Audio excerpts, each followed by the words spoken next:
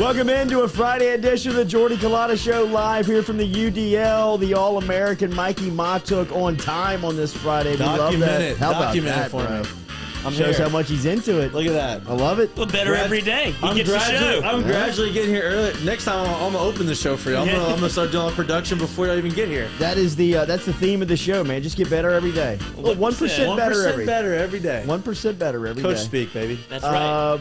Coming up this morning on the Jordy Culotta Show, Benjamin Mintz will be here. We will talk to Mintzy about the college football slate, the NFL slate. We'll get his gambling picks here on the Jordy Culotta Show. Rohan's supposed to be stopping through the UDL at some point. We'll get a preview of LSU Florida in the weekend.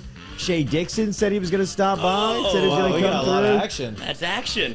That's a big talkers, though. Yeah, they Rohan are. and Shea. All bark, no bite. Yeah, there are a lot see. of Thursday nighters like, oh, man, that sounds great. Be there. Absolutely. 7 to 9. Yeah, I can it's easy. like college, your freshman, you're like, oh, 8 a.m. class. I'm so used to that. I'll be all right. Thursday night. Right. You don't realize that Thursday night's a bang. You're like, oh, I got to drop that one. I shouldn't have scheduled Yeah. that damn class. Well, the first time you do it, you're like, I don't even have to go. There's no one here to make me go to class. I Like, don't back have to to. Like, sleep. it's okay. I just need to pass my test. That's all that matters. That's all that matters. Harper's Haberdashery, we shoot $250 for gift certificates. Mahtook's here. Hey. He is going to shoot it up today. We got $250 to give away to Harper's. Remember, daily, we're brought to you by Go Chevrolet.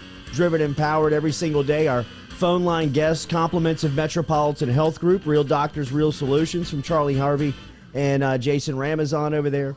Our water, True Blue Water, and our coffee, Majestic Coffee down here, locally brewed in South Louisiana. A lot of people reacting to the USA Today report yesterday that Ross Dellinger publicized on the top-paid college football coaches in the country. The timing couldn't be worse. I That's mean, not good. that is not good to look at on paper when your team is struggling as bad as they are, and see LSU paying Ed Ogeron $8.5 million out of the school fund. He's scheduled to make over $9 million for his performance. What Then a he's got a gig. buyout of $17 million What a next gig. to the line. That's a great Speaking of Louisiana buyouts, contract. did you see Dabo's buyout? And Yeah. you see Nick Saban's about $47 million $47 million. for Dabo's buyout. Did you see Jimbo's? Oh, what is it? $95 million. I thought he had no buyout. I guess you just got to match the salary. I guess it's what you have to do. Like the remaining salary? Yeah, just the remaining what's on the my contract. God. Well, the thing that hurt the most was seeing Ed O's name second was who was first. Like, we're supposed to be, LSU's supposed to be in that class, Right. right? Don't you? If you're paying that, you should expect that sort of performance. Could you And imagine what that's- Saban does when he looks at that list? Like, oh my god. No, that's my thing. Honestly, No. Saban doesn't even take a second glance at that. I don't think. No. He's never seen He's like, it. you know what? He's just like, I don't know. Pay me $15 million. You're still underpaying me. But he does make sure that he stays number one on that list in yeah. his contract. You know, That's Jimmy's it states that if anybody raises his salary, then he'll make $1 higher automatically. just give him the school. Is there a chance that a school could, outbid him? If that's the case, if you're like Oregon and you just pay somebody $200 million, and Nick Saban's like, I want to be 201, we can't afford you. At this point, there's so many boosters in Alabama that could So they put just come together up with money. it. They'd get it. Bankrupt I the mean, state. you could almost play like a stupid game of chicken. Right. You know what I Here's mean? my thing. How much money? And I wish I knew this financial. How much money over the last let's just say from 2011 until now, so 10 years, how much money has Alabama generated football? Oh my God! You know what I mean? Like for the school, for the state, for everything. If you've I been, wish I could figure that out. I don't know. we went to Tuscaloosa and stayed there a couple of days before SEC Media Days, and everywhere you look, there is construction. Yeah. Not just on campus. I'm talking about in the town Yep. of Tuscaloosa. And everybody you talk to, it's a residual effect of the football program and the influence that Saban had here. I mean, think back when LSU was at the peak of their power, and really that was kind of the wick that was lit by him. I mean, think of everything that's come from that. I mean, Yeah. a new Alex Box Stadium, Yeah, even. for sure. You know what I mean? No doubt. Is No doubt. something that you couldn't foresee without the football being successful here, just because of the amount of money that it generates and the opportunities. Also, I mean, think about how many people that program employs, right? I mean, just from an academic standpoint to the nutritionist to the everything that goes into being a trainer. It all trickles down. Yeah, it's meanwhile, LSU's caught in the Louisiana Purchase Part 2, trying to get out. It's the Louisiana buyout. Like, Yeah. Jesus, they've had to pay. This ain't a deal as good It's as not a Louisiana good deal. Purchase. And if Louisiana Purchase you're is a great owed, deal. it's his Louisiana Purchase. Yeah. Like, that money making money hand over fist. And then he's going to get paid to skedaddle. And the second coach here that they're going to have to pony up and pay a pretty hefty buy. I don't think they have to pay the 17.5. No, but it'll be something. But they'll definitely have to give him some type of walking money to get out of here. I think LSU would like to play in the $5 to $7 million range. I think they get that. I mean, I think so too. Aren't they I think they're stacking some building evidence. a little case against them, right? Yeah. Give you a little for walking sure. around money. Here you go out the Absolutely. door. Go buy yourself a pizza. It's also another reason why people and this was we were at the ballpark last night. Lil Jay had a tackle football game, and it's So- still everybody is. It's the topic of conversation. As soon as I sat down, a dad turned and looked at me and says, "How long are Izzo here?" Somebody walked up, and somebody's wife asked, "Do they have a new coach yet?" I mean, everybody is wondering what is happening here. And when you look at the strategy of Scott Woodward and the LSU administration, I've got two theories really. Because first off, nobody knows anything, and that's the beautiful part, and that's the that's the evil part of Scott Woodward from a media standpoint. But the beautiful part of doing business and him being on your side is that he's not going to show you his hand. He's not going to allow any information to get out. He found the leak immediately when he got to LSU, and he closed that thing up. So that was his plan when he announced Absolutely. the baseball coach stuff, like to find the leaks? Sure. Well, I think that's kind of that's his ploy. Is he kind of gets you to look over here, and he's kind of working in the background over here. But like his first order of business when he got to LSU, luckily for him, when he got here, the football program was just Right, you don't have to worry elite. about it. Yeah. You know what I mean? It was cruising at an incredible speed and altitude that he could kind of get in and dig in and find the things that he could fix real quick. And one of the things that he wanted to clear up was the fact that no business could get done without it being on the streets. I mean, everybody knew what was happening up at LSU almost before some people at LSU did. I mean, 5-6 years ago in the media, it would be routine when people at LSU would call us and say, "What are you hearing?" And ask, Right. like, "What's going on?" That has all kind of been nipped in the bud. That has stopped with Scott Woodward, and I think that's obviously the way that he operates his athletic program. And look, first things first, let understand the power structure here. Stephanie Remp, for all intents and purposes, is the athletic director at LSU. She oversees the day-to-day operations of what goes on in the athletic building, through the athletic programs. She's in constant communication with academic advisors, head coaches. She's really hands-on to every program and knowing what's going on. From there, a lieutenant in Verge Alsbury is even more buried in to certain programs where he's keeping up to speed of what's going on. He's around LSU basketball right now, which is, that's kind of a monster that you have to make sure and you have to have a presence around every day. Jay Johnson in the basketball in the baseball program, Kim Mulkey, Beth Tarina, both run high elite programs that they have to oversee. Scott Woodward, when you talk to people in and around LSU, he's at the LSU football office nearly every day. Mm-hmm. I mean, we were talking. Mikey and I were talking to some key personnel within the recruiting department early this week, and it's routine where he will sit in on recruiting meetings.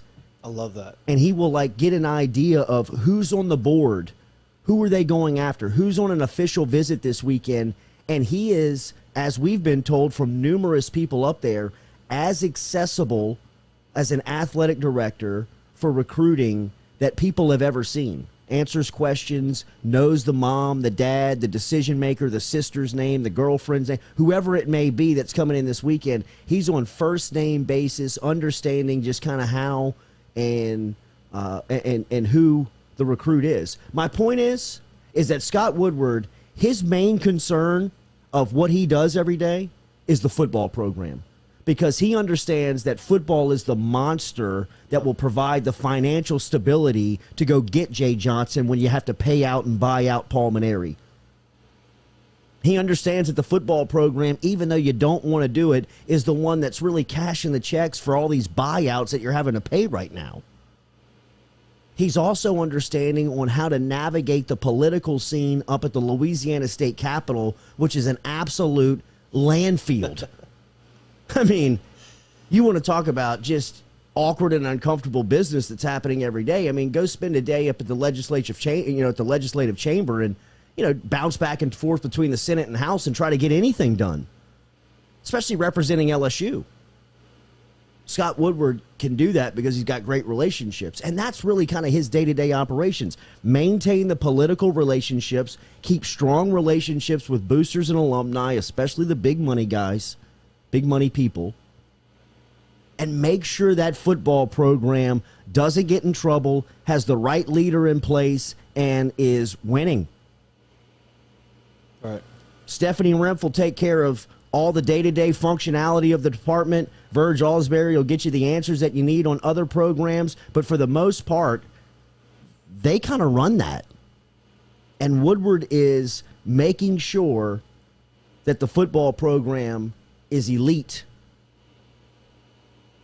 You talked about recruiting, and obviously it seems like it's kind of in a tailspin with who's in charge of what. Like, it's hard to talk to Coach O about recruiting. If you're a recruit, it's hard to envision or buy what he's selling you because you don't really believe that he'll be there at the end of the year. And Robbie Mahtook actually brought this up to me. Shout out Robbie Mahtook. Shout out Robert Mahtook. We're in the family now. Yes. But learned a lot about the Mahtooks yes, last yeah, year. it's a deep. The Italians. Spent some time with some Run Lafayette. deep. A lot of crossover. Ties Yeah. run deep. I mean, Yeah. people were like, y'all two were almost meant to be. Peas in a pie. Yeah, right. I'm nervous when these two walk in the room.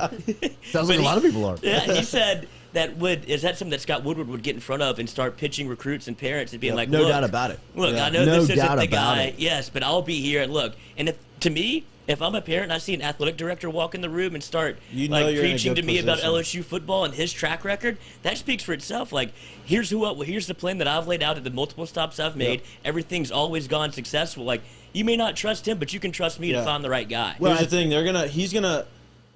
he's gonna tell them what he's gonna do, and they're not gonna be like, "Oh, I wonder if he's telling me the truth." No, he's done it. Like you can go The look resume. go look at everything he's done in his past.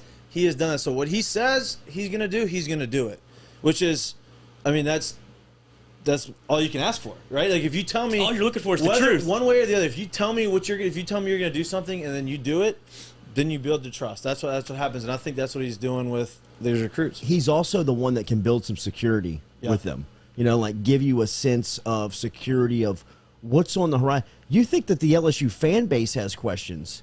Think about what the recruits' parents are asking and wondering and curious about. They hear the stuff that we talk about. They hear the stuff that's being written about. They see the stuff that's being said on message boards. They understand the climate around LSU football right now, and it looks very fragile for the future of Ed Ogeron. People have questions, right? I mean, people have just intent questions on what the future is going to look like, especially if you're asking me to be one of the centerpieces of the future. What does am I that signing up future for? look like?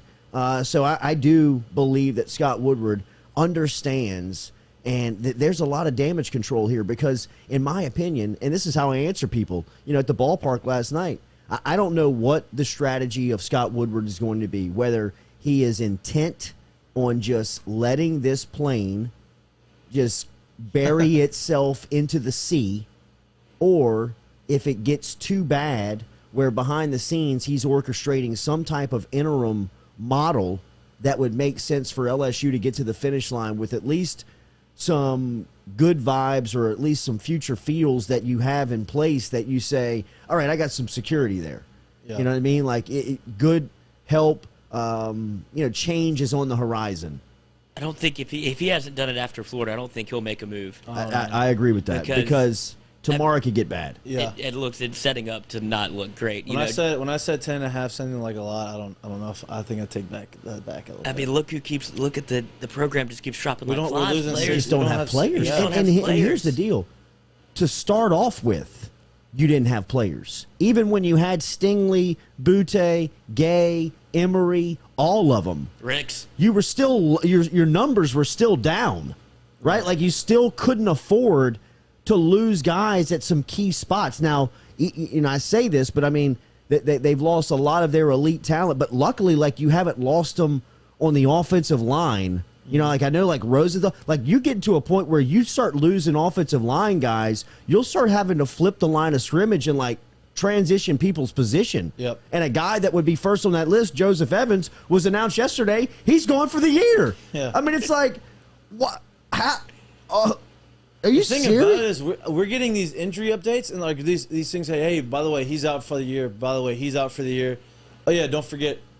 Meant to tell you this yesterday. He's out for the year. Like, right. These things are just popping up. It's not like it's been like a gradual, like, oh, he's been trying to get back. He had a bad setback, out for the year. No. Just all at once. And the way that they've done it with the slow trickle might be the right play, because if you do a massive release of all these, then you can keep tabs on it. But you're making people work a little bit harder to go find, oh, wait, he's out for the year. Why didn't he he's practice out for yesterday? the year. Right. Oh, he's done for the year. And the way that but when you put it all in totality, it is just a monster list. It's a list of starters that you would like to see on the field, like they would all play. It looks like a pro day. Yeah. Yes. Right. It looks like a pro day list. All these guys are going to be in the NFL. Absolutely. And here's the issue is, like, I don't know. It's just it's so frustrating to see that, because, like, that some of these kids could, if they're winning, that they're hurt. I'm not saying nobody's hurt, but at some point in the year, if we're winning, like, they could battle back. No doubt. Play through some of these things. I think I that's bet. what they've been trying to do up to this point. Right, and I they really realize, do. hey, the season's gone now. I think they do. What am I going to fight for? I'm not fighting for this coach anymore, because I know he's not going to be there. Whether they like him or not, it's just he's not going to be here next year. Especially considering where you are, if you're a junior trying to go to the draft. It's time for me to protect myself. Absolutely. Because I got to think get that's ready. what Ali Gay was doing. Yes. Yeah. Because you can't even pitch them the Gator Bowl. And I know there's nothing to play the for. The majority of the fan base does not want to hear this, but Ali Gay's mindset, which is the right mindset at this point, is what left is there to play for? Yeah. What am I going to really put myself out there against Arkansas, Texas A&M, Alabama, and possibly put out bad tape, but possibly really get hurt in that scenario where I set myself back for future earnings, when right now this is a sunk ship. I was ready to say, there's one man that has to go down with the ship, and he has no choice. Right. He's the captain of the Titanic. You sit up there until that water gobbles you up, but if you can get on a lifeboat, brother, jump. Go grab a child. Right. Absolutely. Right. And Alex says, is Deion Smith out for the season? There's a lot of smoke on the freshman being out for an extended amount of time. What did he do? He had a foot injury early on. I don't know if that was a re-aggravation of that injury, but something has set him back where, some of the people that I've spoke to up there says that he's going to be out for a minute. I think he got rolled up on against Kentucky. It looked like it happened, and then it kind of probably re-aggravated an injury he had previously. We appreciate you being out there. Remember, YouTube, Facebook, JordyCulottaShow.com. If you're looking for some of the gear, jordy.itemorder.com is where you can find that very easily. As we said, you can jump online to JordyCulottaShow.com and jump aboard here. Remember, Cajun Ready Mix provides ready mix concrete products and services to meet all of your concrete needs, whether that's residential, commercial, industrial, municipal. Cajun Ready Mix has 9 certified plants to service the greater Baton Rouge area and all major outlying cities, which means that they can get your concrete, to you on time and to the exact specifications. High-quality products, grade A equipment, clear safety standards. Cajun Ready Mix online at CajunRMC.com. Huge one tonight in Baton Rouge prep football as Madison Prep and University High will square off at Memorial Stadium. You'll see the Alsbury brothers going up against Quincy Wiggins and Madison Prep tonight. That will be a good one here in the capital city. But back to tomorrow here with LSU Florida. It should be a great morning as far as the weather, the fields. It will feel like a fall Saturday morning with LSU. You've got LSU in Florida, which is a series that has built up and ratcheted up a lot of hate over the last couple of years. I mean, this thing is kind of hit some grease over the past couple of seasons where it was a rivalry that was back and forth. You appreciated it. It felt like LSU spent more time trying to get out of it than they were trying to play it over the last couple of, especially Oliva. That was one of his big pushes. But then the Hurricane stuff. That's what set it off. 5 years ago. The Leonard Fournette stuff, too. The Leonard Fournette year. The Jim McElwain and Ed Ogeron game when he was in the interim where Geis comes out and goes the wrong way on 4th down and loses on the goal line there. That was a scene. Even the next year of 17, going back when they were depleted in numbers, that was when Christian Lacature played every snap. Devin White played a hell of a game in the swamp that day.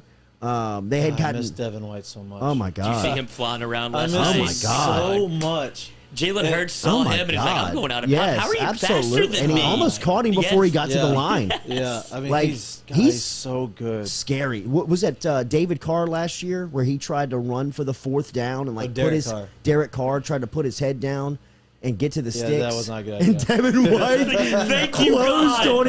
on him just like a gazelle, bro. I mean, it was almost like was like waiting on him, and then just took his helmet off. He knocked his helmet. I mean, Well, he does a good, it's the alligator tackle where he's grabbing you and Yeah. ripping you to the Yeah, ground yeah, and yeah. he's standing over you. If he touches you, you're going not getting down. well, the you're not scariest getting is when he's running full speed and he just runs through you, like he doesn't even can wrap feel you like up. He was like when he He played, doesn't he was a grab running you. back in high school.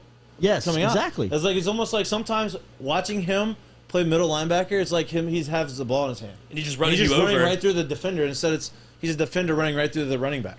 It's crazy. I mean, like that's he hit Felipe Franks that day Yeah. in the swamp, Right. where he just ran through Right. him. He almost like kind of like tied him. You know what I Yeah. mean? Hog-tied. Yeah, hog tied him, bro. Sheesh.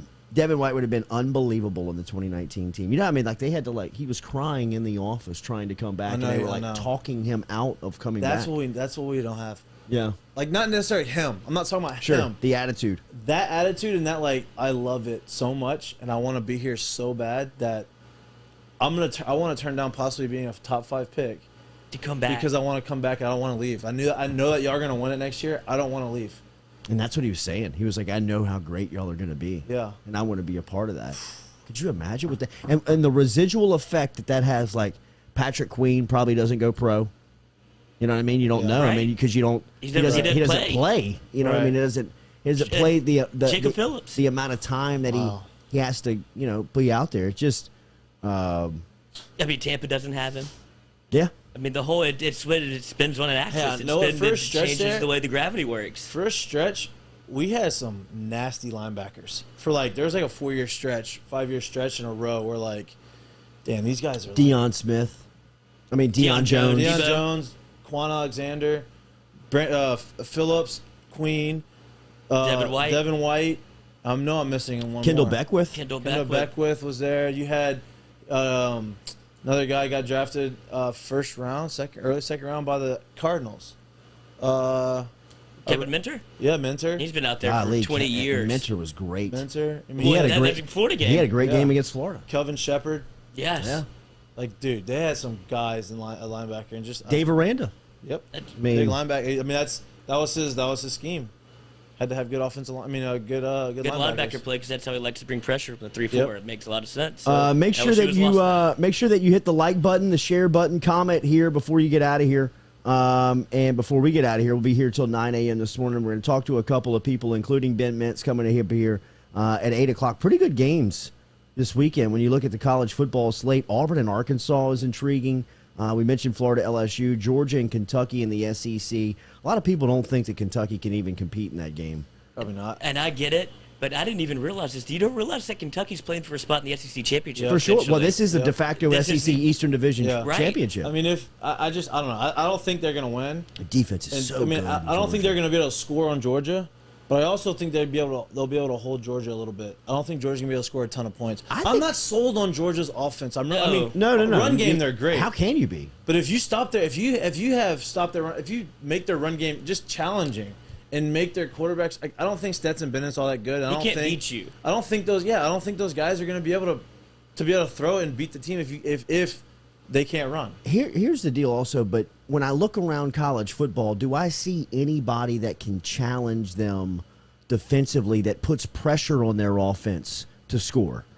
You know, Yeah, right. Is there Georgia's given- anybody that really can, every time they touch the football against Stress Georgia, them. be a real threat to them?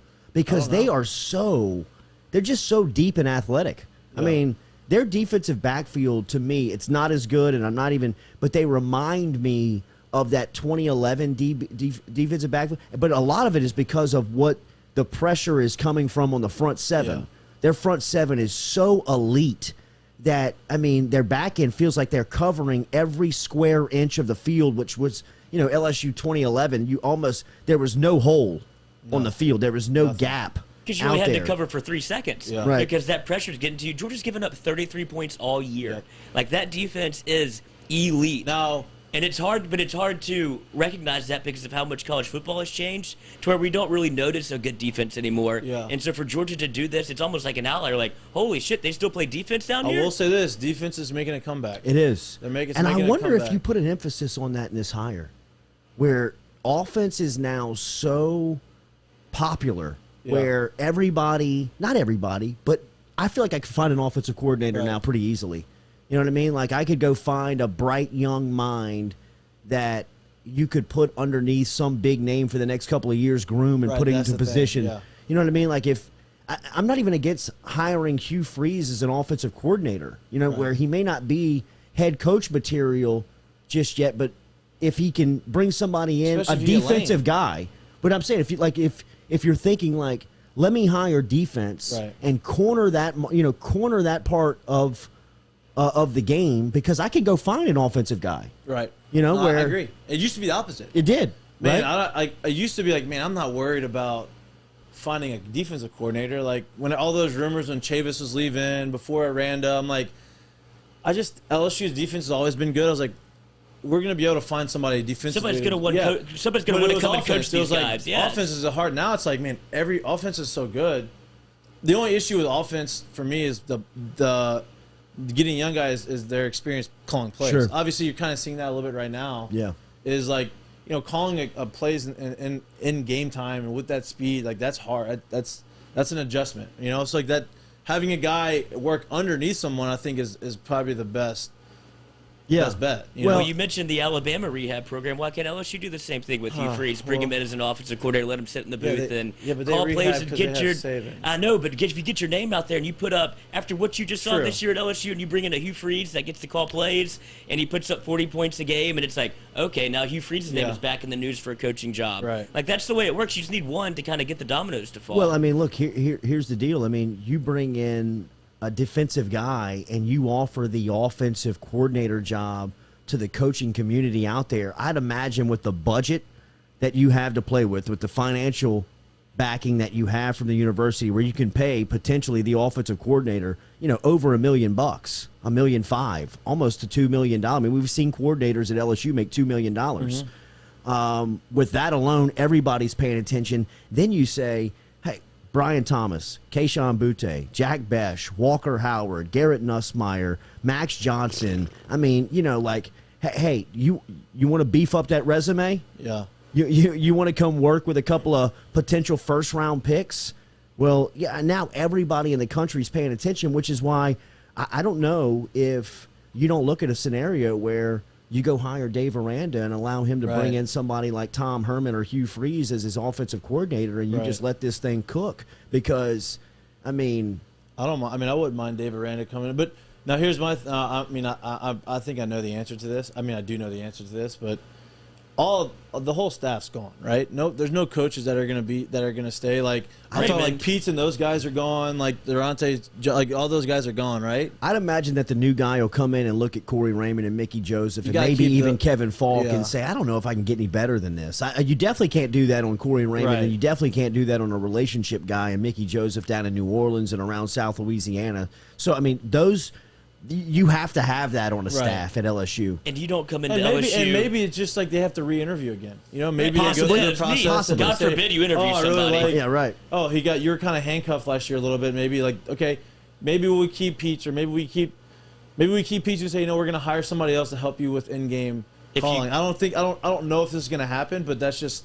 I mean, two things I don't see happening are Pete staying because of the backlash and Kevin Falk leaving, because that would also, you don't want to come into LSU first day and be like, actually, Kevin Falk, you can kind of walk. It's like, do you realize where you are and who he is and what he did for the program? Like, he's got lifetime tenure at LSU. If he wants the job, it says. And he's done a good job. And I feel like he's done a good job. But the name alone, you don't ruffle those feathers first year in. He has done a good job. I mean, he has done a really good job where I think he's been more surprising than anything has been recruiting. Yes. Yeah, I mean, Armani Goodwin and Corey Kiner are both his guys. Yep. I mean, both his guys. Even Trevante Citizen down in Lake Charles. I mean, that's his guy. I mean, he went after him and recruited him and has got him in the boat. I think Etienne's coming on a visit Saturday, the younger brother. I wonder. From Jennings? Yes. I wonder what the recruiting atmosphere is going to be. If Shea stops by here, we'll ask him kind of what they anticipate on selling. You got to be a nervous wreck if you're in LSU's recruiting department today on just what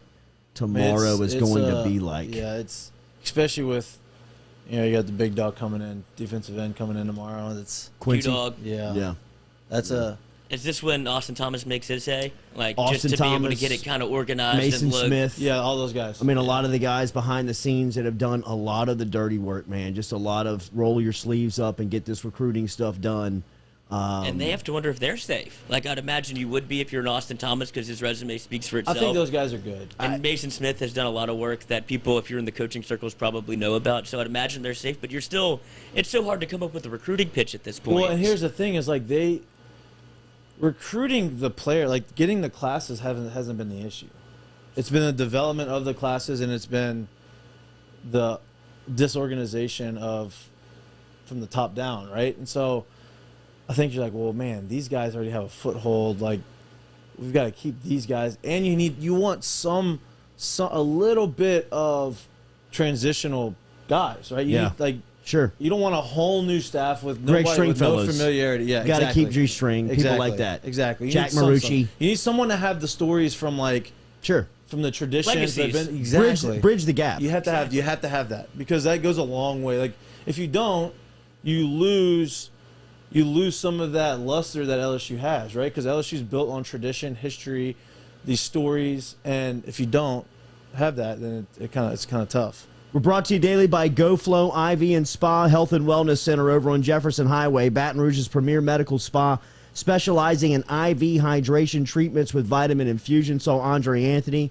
was spending some time over there on Jefferson Highway getting his vitamin infusion yesterday, his IV. If you're looking for them, they're online at goflowiv.com. They got memberships available. They can help you out with stuff like chronic dehydration, skin, hair, beauty care. If you're looking for that, athletic performance, illness and recovery, hangover cures, chronic illness, all of that available to you over at goflowiv.com. That's GEAUX flowiv.com.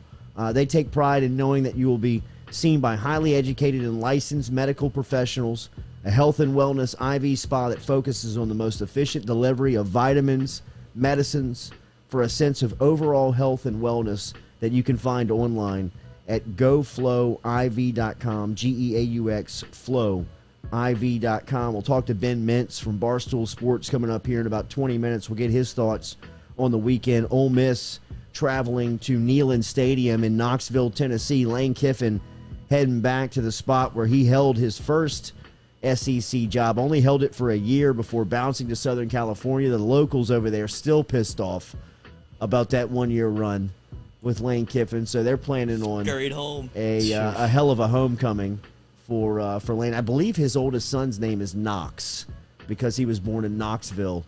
And that's a flex that you're gonna have. I kind of like that. I kind of sneaky like it. It's a flex that you're gonna have sex in like multiple cities, like because that's what David That's, Beckham does. Like That's it's like Brooklyn what's Four and Christmases? London. Is it Four Yeah. Christmases? Yeah. He named all of us as Dallas and Yeah. Denver. All of his kids are Really? named wherever they're conceived. conceived. Yes. Yeah. But that's what Beckham does, and he ends up squirting out like 5 kids. It's like, Right. and they're all like Squirting out. London, Good choice. Brooklyn. Yeah, right. Like, It's a hell of a picture you just painted there. That's Posh Spice, baby. Theater of the mind.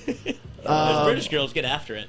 But a lot of people talking about obviously in the app, and we appreciate you over there. Make sure that you like, comment, share about the staff, about what would happen with the staff. And I think that there is, like Mikey said, there has to be some type of retention set in place where you keep people that can bridge the legacy, bridge the history into the new regime. And I saw where Sarah asked, what has Austin Thomas done? And I think, you can't see a lot of what Austin Thomas is doing day to day, and what he has been doing since he's been on the job for just over a year now has been cleaning up a lot of the mess from just the organizational standpoint, the communication stuff.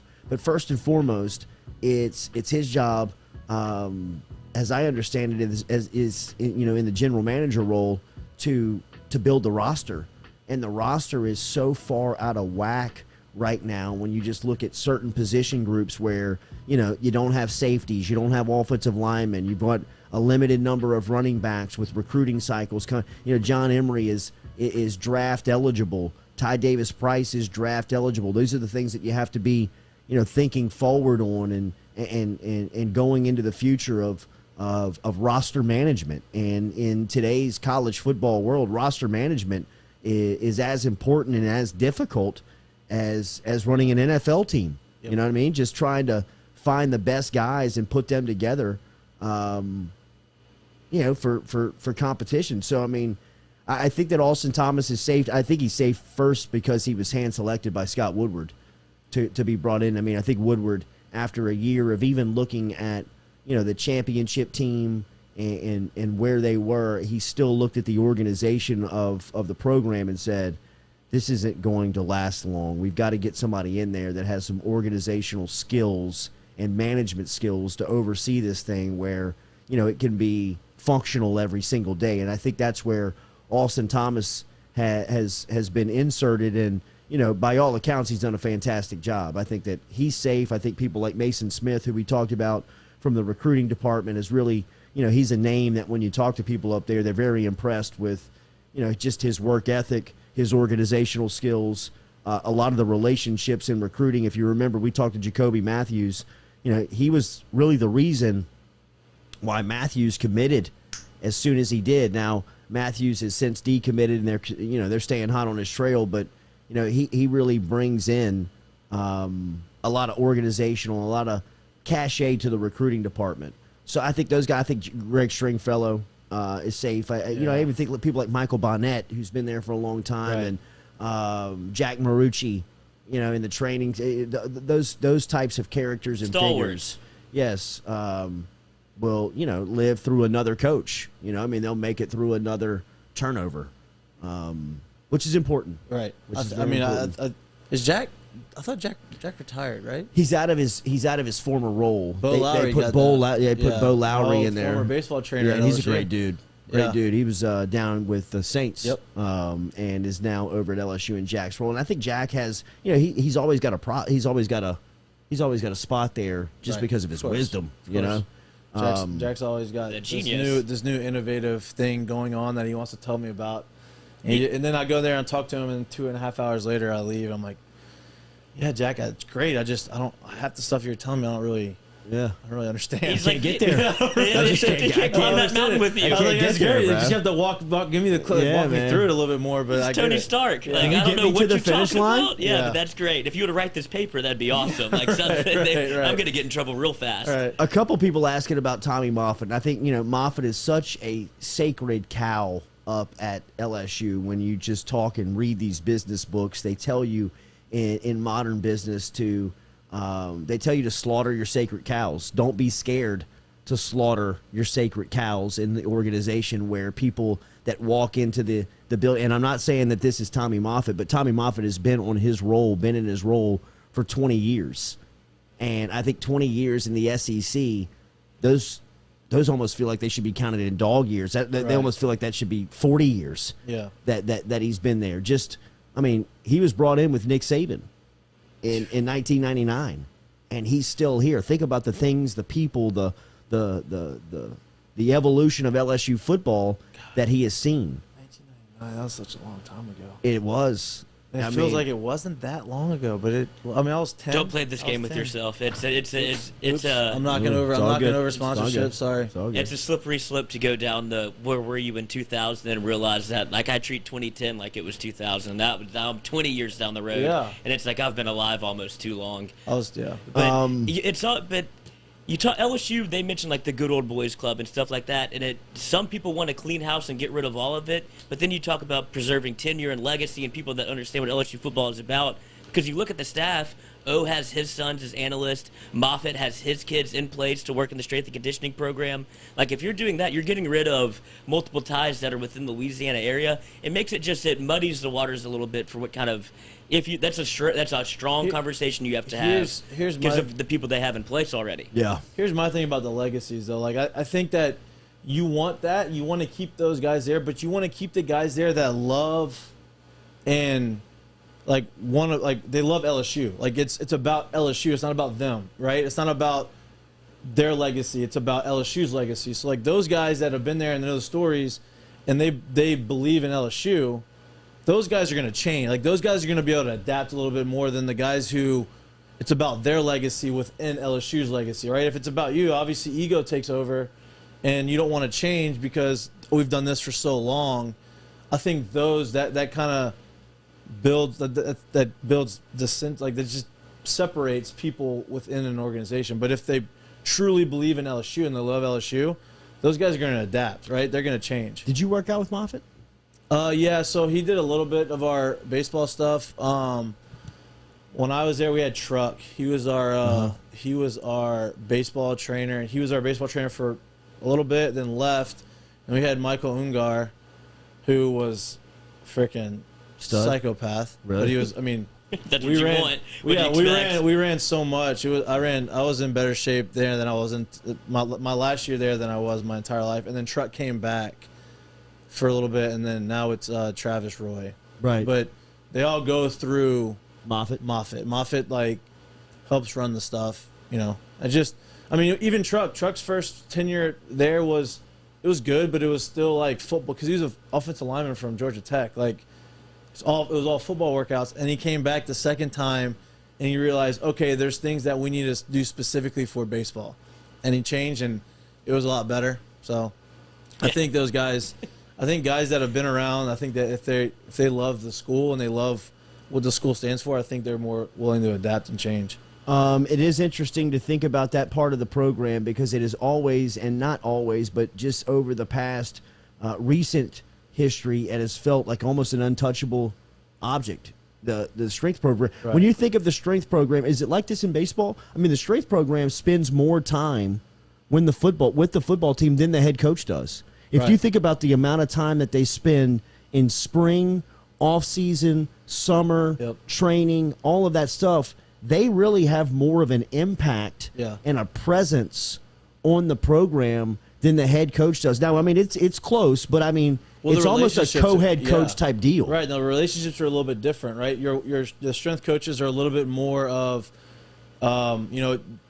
they may know a little bit more about the players, because their players are more likely to open up to them and talk to them, and they see the work that they're putting in behind the scenes. Like, the head coach sees it. The head coach sees how hard guys are working out, how hard guys are running and making their times, but, like, he doesn't really see the come up before that, right? He doesn't see, like, hey, this guy wasn't making his times for 2.5 months, and he kept coming in and working his tail off, and now he's there, right? Like, the strength coaches see that, right? And then, they kind of build like a different type of relationship. But I think that they are more in tune with the culture and the personalities of the team than the head guy. And they have a real almost responsibility of creating that. Yep. Like, they almost are the ones that create that mentality of who you are, the identity of who you are, the toughness in which you push. Right. All of that stuff comes from that voice. It comes from that chair. It comes from that position. It's a very important hire that I think people understand it, but I think in the pecking order of hiring a college football program, the strength and conditioning coordinator probably is in the top 3. Yeah. Right, because he sees you when you're at your most vulnerable, right? He sees you when you're working at your he pushes you to your breaking point and then sees if you can break through that. For sure. And when you can, that's something he passes down to the coach. Like you said, if you're not making your time, he's like, Mahtook's been coming here twice a day running. And he passes that along. So the relationship with the head coach, which is why I think there is a spot where you could find an avenue where he would want to bring in his own guy that he trusts, because he wants that same relationship. Like, I like how he evaluates players. He gives me the information I need without anything, like, with no ancillary information around. He's like, look, this is what's been happening, so you can trust him to come do this. Like, I think they need that relationship almost already in tow. But Moffitt's been around the game so long that he can build that so quickly. I don't think it matters that much. Yeah. but they put so much stock in what those guys say. I mean, everybody says, "Oh, we need dogs on defense. We need this mentality. We need guys who are going to go there, run through a brick wall." I think that's built through the strength and conditioning program. I think if you're the head strength coach is bringing that mentality every day in the weight room, that's going to lead onto the practice field, and that's going to lead on to the game field. I'm not saying that they're not doing that, because I've seen their workouts. I've seen, they had that energy and stuff. But, with the way training has changed a little bit, maybe you add to it. Maybe you don't replace them. Maybe you just add to it and say, is he willing to adapt and change and learn different things? And from what I know about him, yeah, he's willing to learn. Absolutely. Alex says, so let me get this straight. The strength and conditioning coordinator is the main responsibility for player development. No, not at all.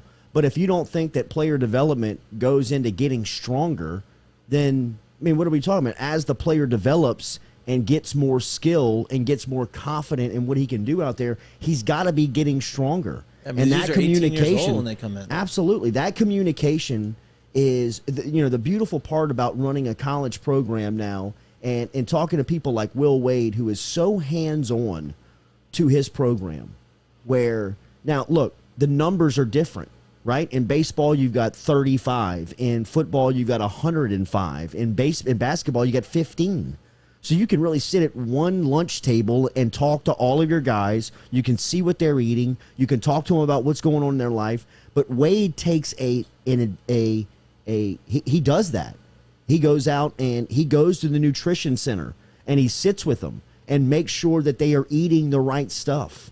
He has a hands-on relationship with his strength trainer that makes sure that every isolated player, it's not one common goal for the basketball team. There are goals that the basketball team has from a strength standpoint, but everybody is individually trained as far as building some type of skill set, building something that is going to help their game, help them develop, and in return help the team. And I think that there has to be that relationship between the strength coordinator, the nutritionist, the chef, the position coach, the coordinator, and the head coach on getting all of the football players to that point, right? Yep. I mean, everybody has their role in developing a player, right? Like the head coach goes and he's the head dog, right? And you go down and you have position coaches, right? So the position coach is in charge. Their responsibility is, hey, if they're the quarterback's coach, hey, we need our quarterbacks to continue to get better and improve, understand how to read defenses, understand what coverage they're in, understand, how to check and make decisions at the line. All of that is in that development, right? And you go underneath him, you say, okay, well, how do we allow this quarterback to make – well, then the strength coach develops his strength. Hey, this guy needs to get stronger. He needs to get faster. He needs to get quicker. He needs to have a stronger arm.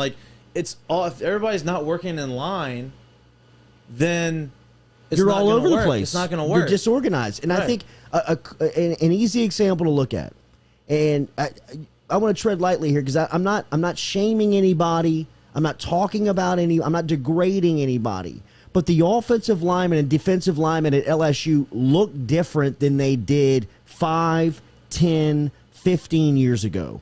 If you turn on the film and you look at Ricky Jean Francois, Kyle Williams, Glenn Dorsey, those Claude Roten, those guys that were here from 05 to 07, those guys were pros. If you fast forward the tape and look at Sam Montgomery, Michael Brockers, guys like that, Daniil Hunter that were coming through here. Even shift over to the other side, like the offensive line, where they weren't putting guys out every single year, but Lyle Collins and guys that were coming through here that just look different. Today, they almost look, and again, I'm not shaming or talking about anything. They just look different. They don't look as in shape and physically imposing as they once did, where your defensive linemen's, they're tucking their jersey in. Chase's rolling that thing up. And it's it's straight down from the shoulder pads down to the thigh pads. Now some of these guys, they can't get their shirt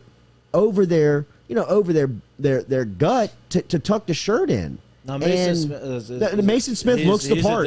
He looks the part. Yeah. He looks the part. I even think BJ Ojulari looks the part. Yep. You know what I mean? Ed Ingram, to a degree, at times, has looked the part, right? I mean, Dare Rosenthal looked the part. Right. You know, but I'm talking about as a group, as a unit, those guys coming out for pregame warm-ups where it looks like they're shuffling 9 identical twins off the bus. Where, you know, I mean, they're just walking down the line, and you're like, good Lord, look at all these 6'3", 270, 260. None of them have an ounce of body fat on them. I mean, they can all move. They can all play in space. That, to me, is a breakdown in communication from the recruiting department to the strength and conditioning department to the on-the-field coaching to the nutritionist to the that is a top down. From the top down, that is a failure of function. Because I think with all of these resources, you should be able to say, I want defensive linemen to look like that recruiting department. Point me in the direction of these types of players. Then the coaches go in, recruit them, bring them into Baton Rouge, put them into a program with strength and conditioning that is aligned with nutrition and food that gets them on the field and develops them. And by the time they're 2-3 years into the system, they look like Daniil Hunter. Right. Now, to your point, right? Like you build stuff from foundations, right? Like you have the foundation and you go up through that, right? The strength and conditioning part to me is the foundation. Now everybody, doesn't fall strictly on them. Like the player is part of the problem too. Like the player's got to want to do that, right? Absolutely. Hey, dude, you're college. You're not a robot, right? You're in college. You go home after the game or after practice or whatever. Like you could do it. You could eat and do whatever you want to do, and nobody's by your side telling you, "Oh no, you can't eat that," whatever. So. Yeah, you have the strength and conditioning coaches. You have everybody else that are doing the right things.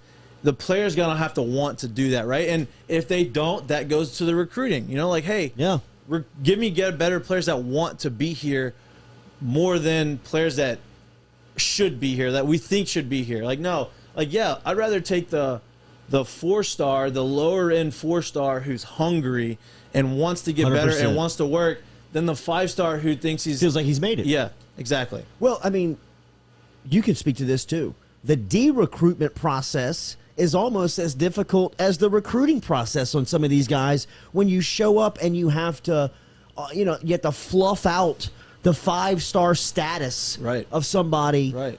But, before the season and before the summer starts, and really the main responsibility of that happening is the strength coach. Right. The strength coach has to play, captain humility to somebody that really has to break. Look, I know that we've been telling you for the last 3 years how great you are, but you're actually a big piece of shit. Yeah. You know what I mean? Like you can't make your times like that. It doesn't work. Right. No doubt. So it's one of those things that you have to be aligned in college football from the top down. That's anything, right? Absolutely. Anything in life, right? Absolutely. Any company, any team, any relationship. Anything. Like if you're not in line, it's not gonna work out. You may have some good times, but just for the most part, it's not gonna work out. And I think that it's very clear to see whether you're at your friends' parties or whether you're at on a Zoom with a couple of people from different companies, or you're on a in-person meeting with a couple. You can see who's unorganized and who's not. Yep.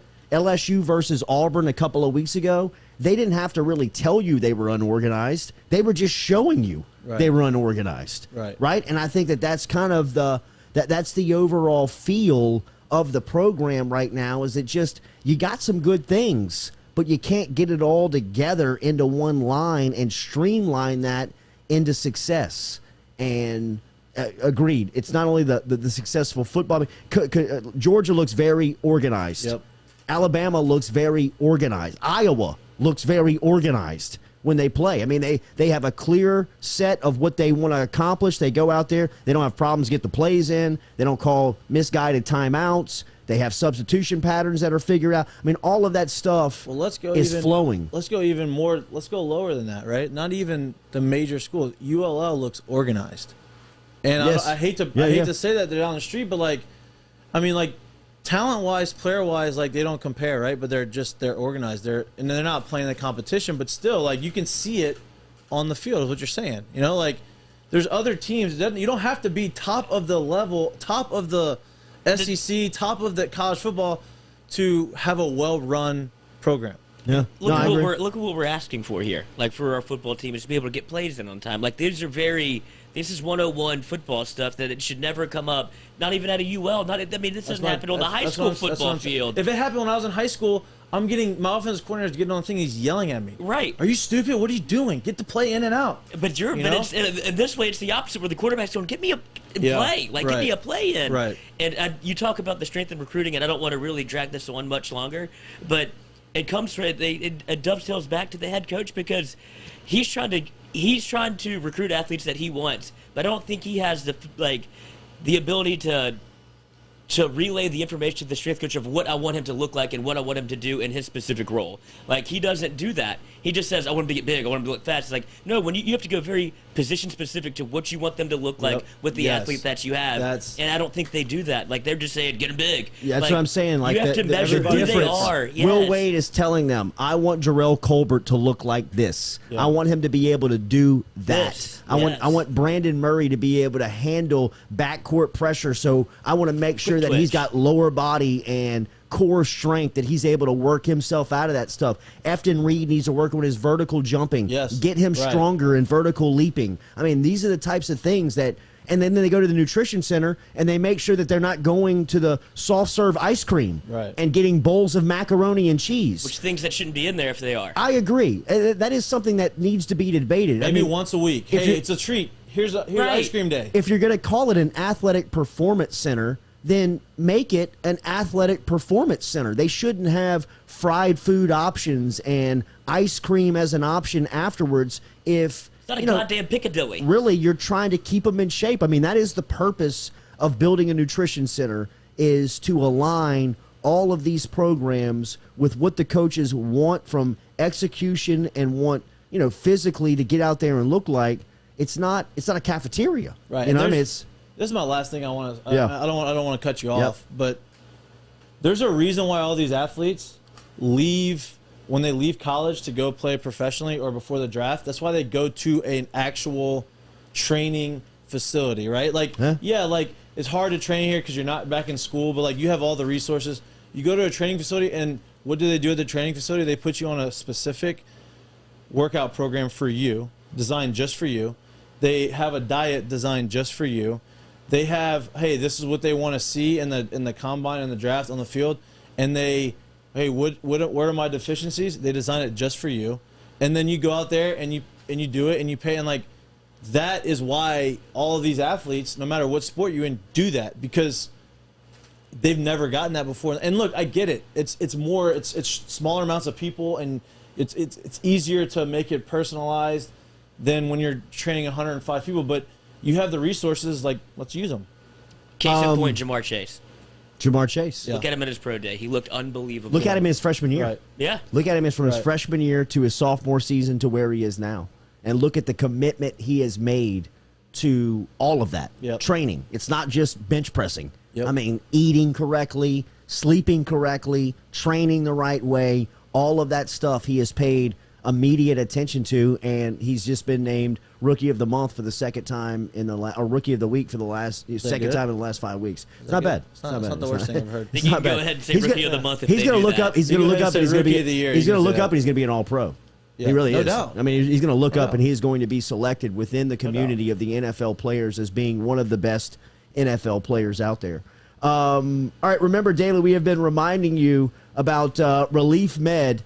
Medical marijuana is legal, safe, and simple, and is a process now available to the people in Louisiana. All you have to do is log on to Relief, RELEAF, med.com right now and get a same-day telemedicine visit and go to the local pharmacy. We have heard back from a lot of loyal listeners who have gone through the process and how simple it is over at Relief Med. A lot of people have heard the stories. You've seen it on news the last several years that Louisiana has legalized medical marijuana, but now here is how you can get it done. It's very easy. The grow operations are happening right here in Baton Rouge at LSU and Southern University. If you suffer from arthritis, PTSD, epilepsy, any amount of if you suffer from any of those out there, you need to get online to reliefmed.com. Scratchy throat might get you a card. Well, that may get you one. That's the perfect timing for relief. I bet it would. Anxiety. I bet it would. Anxiety, all of it. But look, the full list can be found at reliefmed.com. That is RELEAF med.com. That is a great that's a great way to segue to Ben Mintz. Wow. Our friend Mincy up in at Barstool Sports. We didn't get to talk to him after the Auburn game, but I'd imagine Legends in New York. They kicked off at 9 p.m. in New York City. I would imagine that bar was thumping with LSU fans. So I still want to ask him if he went. Yes. My brother's been. I've been once. We actually played in New York. I want to say this was in 16 when I was in Tampa. And we played in New York. We had a day game, and I was able to go watch the game at Legends. And it's like, dude, they have like blow up tigers in front of Legends. It's like, and so I was asking, I was like, hey, is the person who owns this, are they from Baton Rouge? Like, no, he just LSU fan. Yeah, he's an LSU fanatic. Yeah. And we were up there for Burrow's Heisman. Yeah. Which was wild. I bet. Ben Mintz next here, the Jordy Culotta Show, driven and powered by Go Chevrolet. Thought you forgot you went there. Hey, you have a napkin anywhere?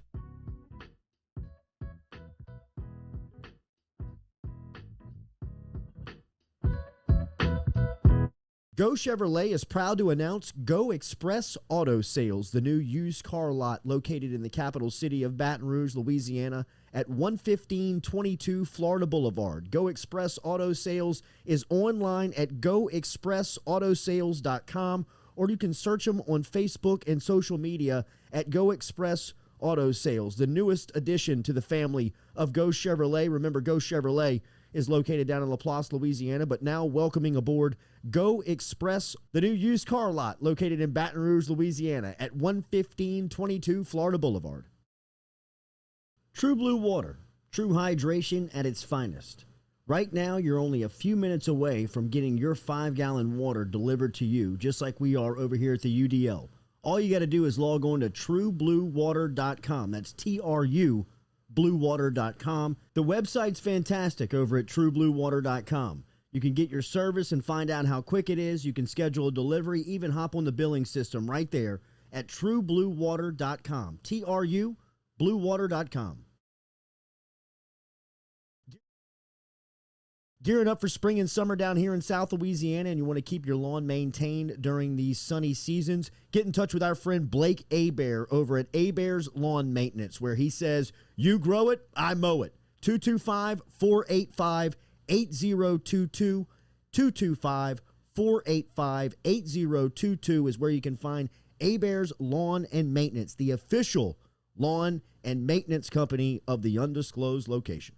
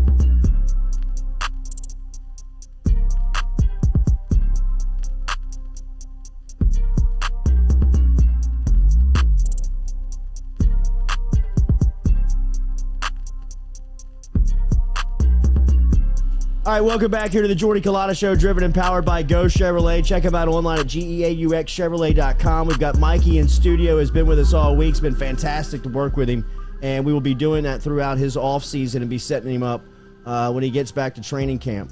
2-1 winners last night for the Dodgers over the Giants in the NLDS Game 5 deciding series, deciding game. We will talk to Mikey about those thoughts coming up here in a couple of minutes. But Ben Mintz is up at Barstool Sports. A good college football weekend. Lane Kiffin is heading back to Knoxville. We will sure talk to him about that. Let's hope that we can dive off this phone diving board and land into something successful. Benjamin, are you there? Good morning. I'm here. Hey, all right. All right. It's good to talk to you, buddy. Benny, let's start in Baton Rouge. Things are bad down here. What, from a Nationals perspective, how do you feel about this LSU program hosting Florida tomorrow at 11 a.m.? This may feel like a high school game. Man, it's honestly, I mean, obviously I have a lot of ties down there, and I kind of hate to see it, to be truthful, but it's tough, man. And I saw the stuff this week, Noah Elias Ricks, then you start getting the D-line getting hit with Allie Gay and Anthony and all those guys. But the Butte injury is the nail in the coffin, because if you watch LSU play, he's the only guy that's been making plays at all on offense. And when you go back to what he did against Ole Miss when he broke the SEC record in that crazy Louisiana rain last December, man, they can't replace him. And it's just, I mean, you got a young quarterback, a bad offensive line, young playmakers on defense. You're without your top two corners. It's just, it's unfortunate. It's tough. And, they're kind of a dead team walking, it feels like at this point. 11 a.m. kickoff, like you said. I mean, this is not Saturday night, Death Valley tomorrow, playing in the old JP slot. I've seen many of the lackluster 11 a.m. home game as an Ole Miss fan, and this feels like one of those. So it's tough, man. I mean, it's just not a good situation for anybody, really. As a rebel, as a black bear, as a whatever the hell y'all are you nervous that LSU is going to take your coach?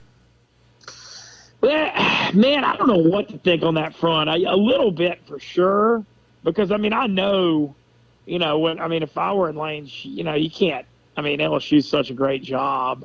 And the thing with Lane, too, I'm a little nervous because, this is Corral's huge year, and he's headed to the NFL next year. So if there was an exit point, it would be, after he's breaking into a quarterback, you would think. But, I can't. I mean, it's one of those things where when you really look at it as an Ole Miss fan, after all the lean years we've had, look, if people are trying to talk about taking your coach, that means you're being successful. And all the bad years Ole Miss has had, I mean, that goes with the territory. That's part of it. And so I'm going to enjoy, this year for what it is and just hope for the best on that front. The great irony I feel, Jordy, is with O's history in Oxford and there being a bye after the Ole Miss game, this would be a crazy ending for O to go full circle and end getting killed in Ole Miss. It does almost look like his poetic death as LSU's head coach could come in Oxford. Will you be there? I was just saying the Oxford thing. Okay, I'm not in Oxford this weekend, which is a little bit of a bummer. I am making Oxford next weekend. Oh. So you win some, you lose some. I always try to look. It's no secret that LSU Ole Miss is my favorite. It always will be with my Louisiana ties. So I try to make it every year I can.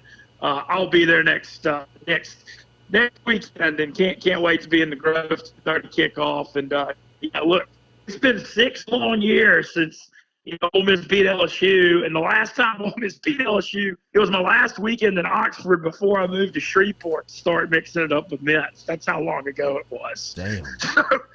So you know me. You can't take these things for granted. So gonna be doing Oxford next weekend. Super pumped about it, but no Knoxville this weekend. Hate the atmosphere, but you do what you can. Aren't they retiring Eli's jersey next weekend too? Yeah, they are. It's a big one. They're retiring Eli's jersey. And things just can't get better for us. It just keeps going. It keeps going downhill. No, so I can't miss next weekend. 2:30. So excited for that. And you mentioned this weekend, man. God, this Ole Miss game at Knoxville, something. Tennessee, 102,000 people They're doing the checker thing in the stands. Mincy, hold those thoughts. Hold those thoughts, Mincy. Something's going on with your phone where you're bouncing in and out. Let me get you back on a cell here real quick. I'm going to call you right back. All right. Give me 1 minute. Give me 30 seconds. I'll reset with Mincy and be right back here on a clear line. I mean, going all the way up to New York, you know, you're surprised it doesn't happen more often with this technology. Well,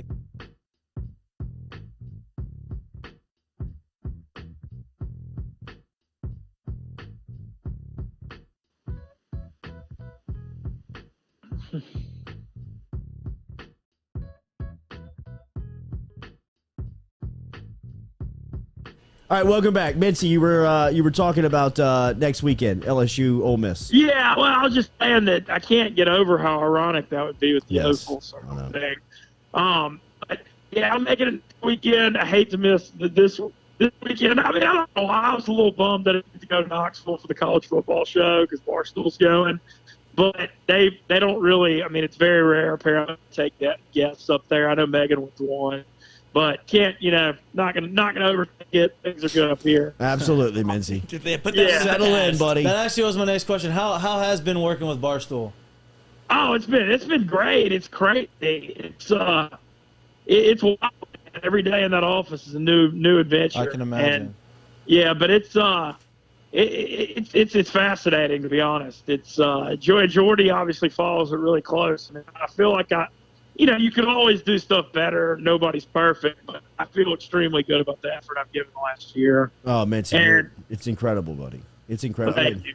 Really and truly, the feedback from people down here when we have you on, and I'll see people today at lunch or in and around town, and they're like, I was listening to Mincy, and his story is just unbelievable. I mean, people are still reacting to the rocket launch that the last year has been. How did we do last weekend on our six-pack? I'm sorry. Okay. I was out in Vegas playing the World Series of Poker, and it was 6 a.m. out there, and I had to play that day and woke up. Yeah, my bad, guys. I love coming on here every Friday. I don't want to I try not to ever miss it. But where are we starting this weekend?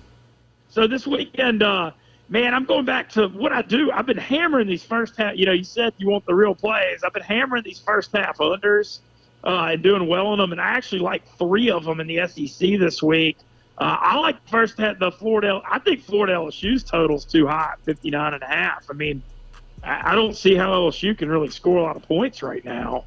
What if Florida scores all 59.5 points? Yeah, the Florida won't. I don't think they will, though. Like, they don't. Yeah. I mean, they've got some guys, I don't know, their offense isn't near what it was last year with Pitts and Tony and Trask. You saw the Kentucky game, they lost, 20-13. I mean, I don't know. I feel like Florida's going to win this game like 31-17 or something, 31-14, somewhere in there. So I'm going first half under, and that one's 30.5. To clarify for the listeners, the reason I do first half unders instead of full game in college, you take out overtime. And college games you just see this script all the time that they start slower, and then the second halves get real wild when the defenses get tired. So if I like it under in a game, I like to go first half instead of game. That's just the strategy gambling thing. So that's my first one, 30.5 at LSU Florida. My second one is the Arkansas-Auburn game. What an interesting game that was. Jordy, did you see Arkansas Ole Miss last week? I couldn't take my eyes off of it.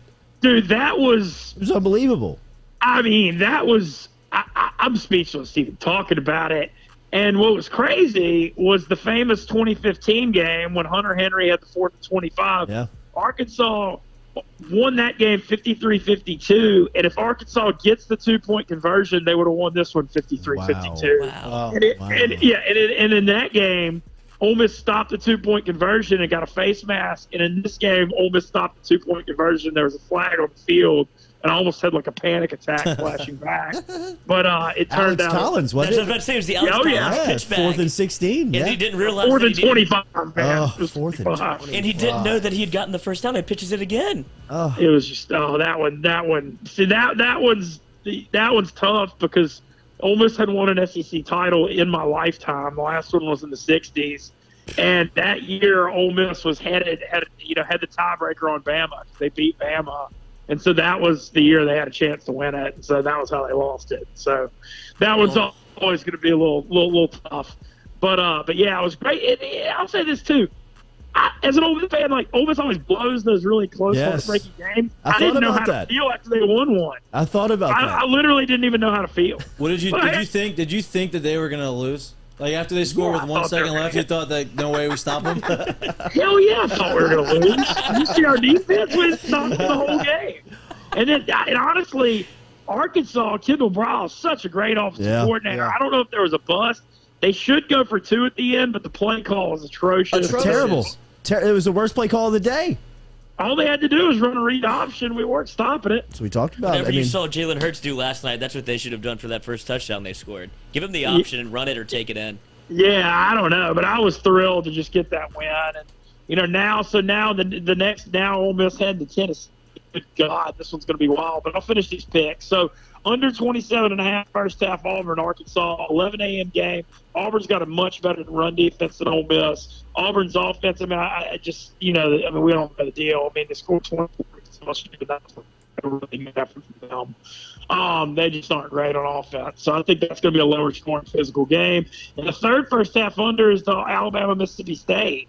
I think it's funny that Mississippi State with Mike Leach, you think spread team and air raid, but like they play unders in those scoring games nonstop right now. They don't have any playmakers. All they do is throw dink and dunk like Alex Smith style 3-yard passes in the flat. And they do have a tough front seven, and they're physical on D. And so I think they'll play hard against Alabama. I don't know if they'll cover the 17. I'm not sure what to think on that, but I don't think Alabama just goes up and down the field. I think State will fight them a little bit. So I think that's going to be a lower scoring first half. So that's 3 of them. What's that number? What's that first half under? The first half on that one is 29.5. Okay, got it. So it's 27.5 Auburn, Arkansas, 30.5 LSU, Florida. So I went all 3. 30.5 LSU. What are they looking at? I don't know what's going on. What are they looking at? Yeah, that's not that. You see my point. Right, exactly. Exactly. The full game You over? see- I'm sorry, is the full game over? What, does the math add up to where it's 61? It's 59.5. Gross. What's weird is the Barstool Sportsbook app. It seems like and I feel like I've been taking advantage of this. I think our first half totals are too high sometimes because like a lot of them I used to look at would make the first half total slightly less than half of the game, and the Barstool ones are like 51% a lot. So it's kind of trying to be like sports game with small edges. You got to find every Hell yeah! edge. Find the corner. Where we headed next? Man, so I've got a few NFL ones. NFL, I've got Cleveland I'm seeing it 3.5 at home against Arizona. I already kind of like Cleveland. I mean, like, don't get me wrong, Arizona's a great story and they're a really good team. But, I mean, they're going to, and this Baker Mayfield versus Murray. Boy, Cleveland, by the way, did you see that fourth quarter against the Chargers last Crazy. week? Yeah, It nuts. was crazy. 41 points in the fourth. It was nuts. And, like, they melted my brain when they picked Eckler up and threw him in the end zone. I literally couldn't handle it. That was smart. It was brilliant. Yeah. But I think Cleveland's, even though they're 3-2, I think they're really good. I mean, they had leads in KC and against LA and lost. They're back home, and Arizona's dealing with COVID stuff. They got a couple. It's kind of running through their team. Chandler Jones is out. I don't know. I don't want to say it's a scheduled loss for Arizona, but I kind of think it is. So you have Cleveland straight up. They're fair by 3.5. Oh, they're favored. They're favored. Yeah, it went from 2.5 to 3.5 when the COVID stuff came out. Mm-hmm. And then my fifth one is under 44.5 in Minnesota, Carolina. I just bought in on Kirk Cousins after his hot first 3 games, and he stunk the last 2 weeks against Cleveland and Detroit. I just look at this Carolina, had the 3-0 start. Everybody was anointing them this like sleeper team. And man, Darnold, he blew that Philly game last week completely. McCaffrey is back, but I don't know. Minnesota's also struggles a little bit more, I think, especially outdoors, not on turf. So it's been kind of an undertaking here. So only looking at that one, and as my final one, gosh, I bet on the final one. It's a huge number, but I'm going to go Cincinnati, Florida. It's like 20.5. But I'll tell you why. Cincinnati and Central Florida have been battling at the top of the American Athletic Conference the last, 5 years? I mean, we saw how good Central Florida's been. And now Central Florida has fallen from grace badly. And Cincinnati's licking their chops to just crush them. This is a huge game for them. They're through their non-conference stuff. They won in Indiana Notre Dame. They kind of had a bye week against Temple last week. Basically, this game's been started on their calendar, and they're going to come out and beat the crap out of them. Mintzy, recap them real quick for our listeners. Yeah, for sure. So first half unders 3 SEC games. Auburn, Arkansas 27.5. LSU, Florida 30.5. Bama, Mississippi State 20.5. NFL pick Cleveland by 3.5 over Arizona. Under 44.5 Minnesota, Carolina, and I have no faith in the Kirk Cousins for Sam Darnold Bowl. Smoke Central Florida. I know it's a high number. It's New Jersey. And I also looked at Georgia against Kentucky, even at 22.5. I think Georgia probably covers. A lot of people love Georgia. I don't know. A lot of people got burned by Georgia in the Arkansas game. Yeah, Kentucky, it's definitely a good story and improving, but, how are they going to move the ball? I just don't. I mean, I know their defense is going to have to play good to keep them in it. So I thought last week was more of an indictment against LSU than it was Kentucky was good, to be honest. Rest up this weekend. I expected All-American performance next weekend in the Grove. Oh, getting the full deal. And, I'm trying. It's not official or anything yet, but I'm still trying to swing Nola Ween the weekend after if I can. So, Wow. we're trying. You're grinding. Legend. You're grinding. What a legend. Oh, yeah, well, I mean, that's like my favorite 2 weeks in the world. I mean, dude, Nola Ween is my favorite ever. It literally is. Nola Ween is pretty stupid. It's pretty ridiculous. So, anyway, well, thank y'all for having me. Good. I appreciate it. Later, buddy. There is Benjamin Mintz checking in from Barstool Sports as he is giving us some winners. I don't know if the betting gods didn't want us to hear that Cincinnati bet. I don't know what it is. Maybe you just got to stay away from it. You got to find your own line, but it sounds like Cincinnati. I'm sure Mintz will find his own line too next weekend. That's right. The only thing that'll be clenched up will be his jaw. All right, Daily, we're brought to you here on the Jordy Culotta Show, as always, by RMB Builders. Our good friend Rhett Bourgeois and the crew. RMB-builders.com is where you can find him online. Custom-made house. If you need any commercial work done, they're commercially licensed. They can also help you out with any project around there. Get in touch with them at rmb-builders.com. Next, we will talk to Nathan Velasquez here, as Nathan will talk a little Hollywood and a little movies, some scary Halloween movies.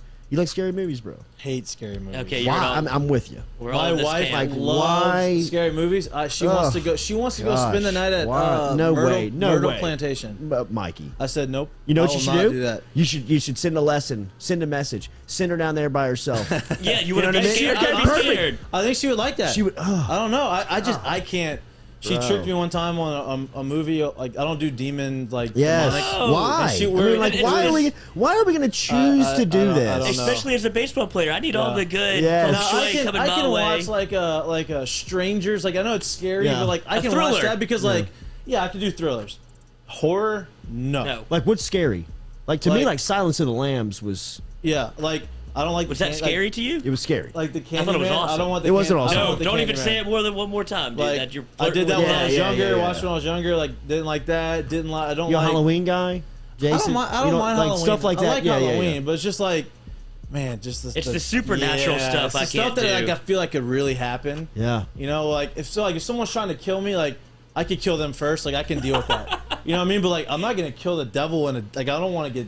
Yeah, right. I don't want that. Exorcist and stuff. Yeah, man. Yeah, I don't even know that it can happen. Yeah. If I just turn a blind eye to it, it can't happen to me. Speaking of scary, we have to ask this to Nate. Have you seen Tom Cruise's face? Yes. Oof. What has happened? What has happened? Is this because he can't work? I don't know. Why can't he work? Because of the COVID-19 thing, so they've been trying to relaunch this Top Gun movie. Can they not work on his face? It's got to be. Is this for a role?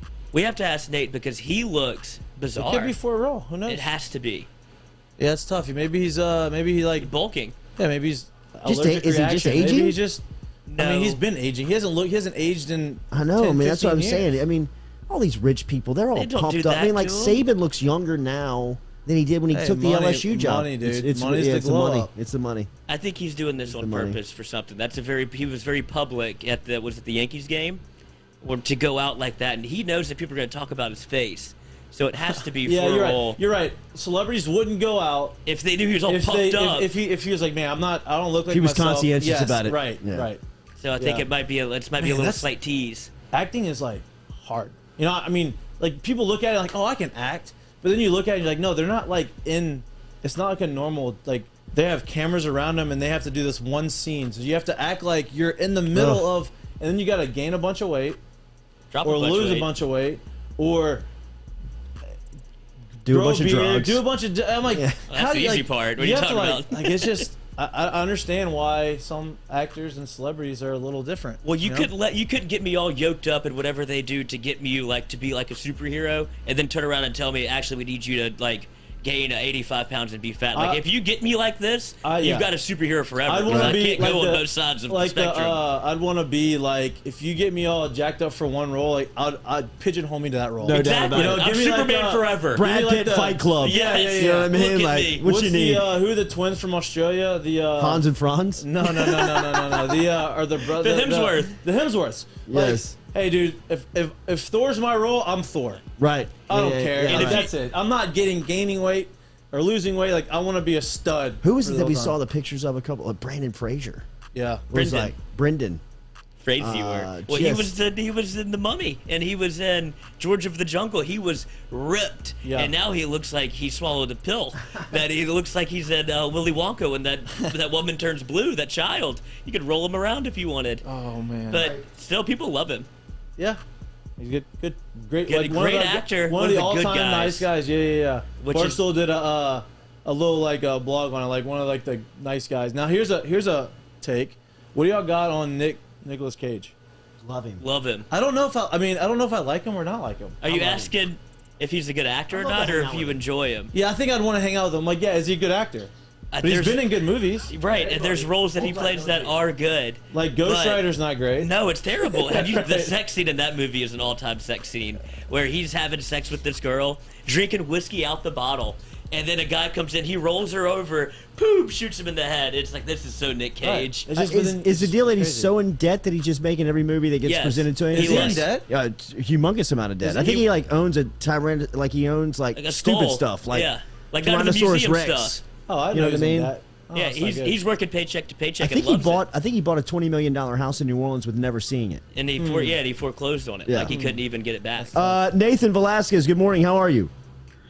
I feel like over here I try to talk so much trash about how good LSU is based on that 2019 season. What is going on? Everyone's I go like someone from Alabama is like, oh, we've got more championships than you. I'm like, yeah, but when was the last time that Times Square was lit up purple and gold after 15 straight wins?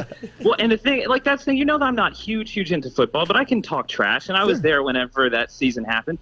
And now I can't say that because apparently from how we're playing, everyone is just looking at me like, dude, you can't bring up 2019 right now. The wheels are off. Yeah, it's tough. We're grinding on the axles here towards the finish line, and they still got 6 more games to go. It could get worse before it gets better, but it's the Orgeron trail. Panamsky might be back in radio pretty quick. Oh man! So am I going to have to just kind of assume we're just taking a beating tomorrow with Florida, or is there a chance? Take the points. Yes. Take Florida minus the points. We were talking about Tom Cruise's appearance at Yankee Stadium. Is he getting ready for a role, or is he finally getting off of all of the medicine to keep him looking young? For like a day after that, I was convinced that wasn't even Tom Cruise, that it was just someone, because there was enough of that on Twitter. People were like, I was there and I saw that on the Megatron, and like, I don't think that was him. I think that's just some guy who looks a lot like him in some ways. And it's weird. I saw there was an article where they interviewed a few plastic surgeons kind of asking, like, so what is this? Is it plastic surgery? My favorite was someone who said he's either gained weight or this is what we call filler abuse. So I feel like that could be one of the two things that's going on here. I don't know, but it's strange because like it was always a fun thing to kind of talk about Tom Cruise and be like, how old is he now? And he's like 45, 50, going on to his mid-50s. Like, wow, well, good for Tom Cruise at least. He can look incredible. Like he can have the Brad Pitt thing in Once Upon a Time in Hollywood going on. He just looks perfect, I guess, forever. But now this kind of kills that dead in the water when you show up to a game like this. How old is he? I don't know how. I think it's between 50 and 55. Jeez. I think. Is this the final rung of Scientology? Has he reached like his metamorphosis phase? He's going to turn into a fish. Maybe this is just. Maybe he lives on that box office thrill. He hasn't had it for a while. Yeah. Remember, there was that audio that came out a few months ago of him like screaming at everyone on set. Mission Impossible set. I don't know. It could be Scientology. It could be the box office thing. But hey, even Tom Cruise can go unhinged, and something's going on. Happens to everybody. Nate, Mikie Mahtook is here, the former All-American baseball player. He and I are on the same page of scary movies. We're out on all scary movies. Don't like scary movies. Well, I heard you mention. I heard a little divide there. You said that you classified Silence of the Lambs as a really scary movie, and then Lloyd came in with like what are you talking about? It's not that. That's just a good movie. What is this? We're saying we can't have a good horror movie? That can't be one and the same thing? I would felt scared.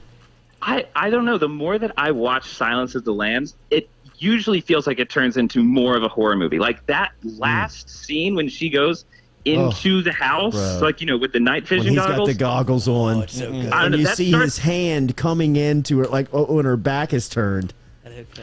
Yeah. Oh, and it is like for sure. There's so much thriller stuff going on, but it moves into that horror world so much. Like it's bizarre. I think that might be the only movie you could say that gets the closest to a full-on horror movie winning an Oscar. Like no horror movie's ever won an Oscar before, except for that one. Nathan, is this Hollywood strike really going to happen? I mean, is this really going to go down? Yeah, and this is I think it's gonna spill over into the mainstream news next week because it is scheduled now. If this weekend, between now and this weekend, if there's no agreement reached, what I guess would be 12:01 a.m. on Monday, the strike happens. Everyone in production in North America, that means Canada, all over the United States, any film production is happening in Baton Rouge right now, they have to stop working. So Nate, for the very casual fan of movies and TV and stuff, what is the basis of the strike? Pay or money or work or what?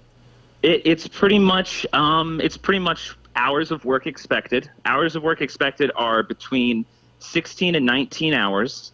The negotiation is pushing for people, and we're talking about crew here. We're not talking about people that go to the award shows. These are the people that carry cameras, unload trucks. They're fighting for a 10-hour turnaround. That's one of the biggest things. That's what they're asking for, and that's what they're not giving them as well. It is streaming services since 2009. They've gotten a discount for most production because they wanted to tell the industry of streaming, hey, you're part of the family. We want you to grow. You're new. You get a discount. And now, even still, they're still getting that discount, and the burden of that lack of pay is put on the crew. So that means you can be hired on an Apple TV show, you can be hired on a Netflix show, you can be hired on a Hulu show, and you're going to be getting paid less than if you worked on some CBS show that nobody is watching right now. And it's just all of this type of stuff building on top of each other. And it was the pandemic, coming back from the pandemic, wherever they kind of made people work 10-hour days, and they were staying on schedule. So the union now that represents these workers is now in negotiations saying, enough of your BS telling us that we have to work these 19-hour days. We've proved we can do it in 10 days. We're standing firm, and we're going to strike. So that's everything behind what's going on here. Does this give opportunity to people like you in the field?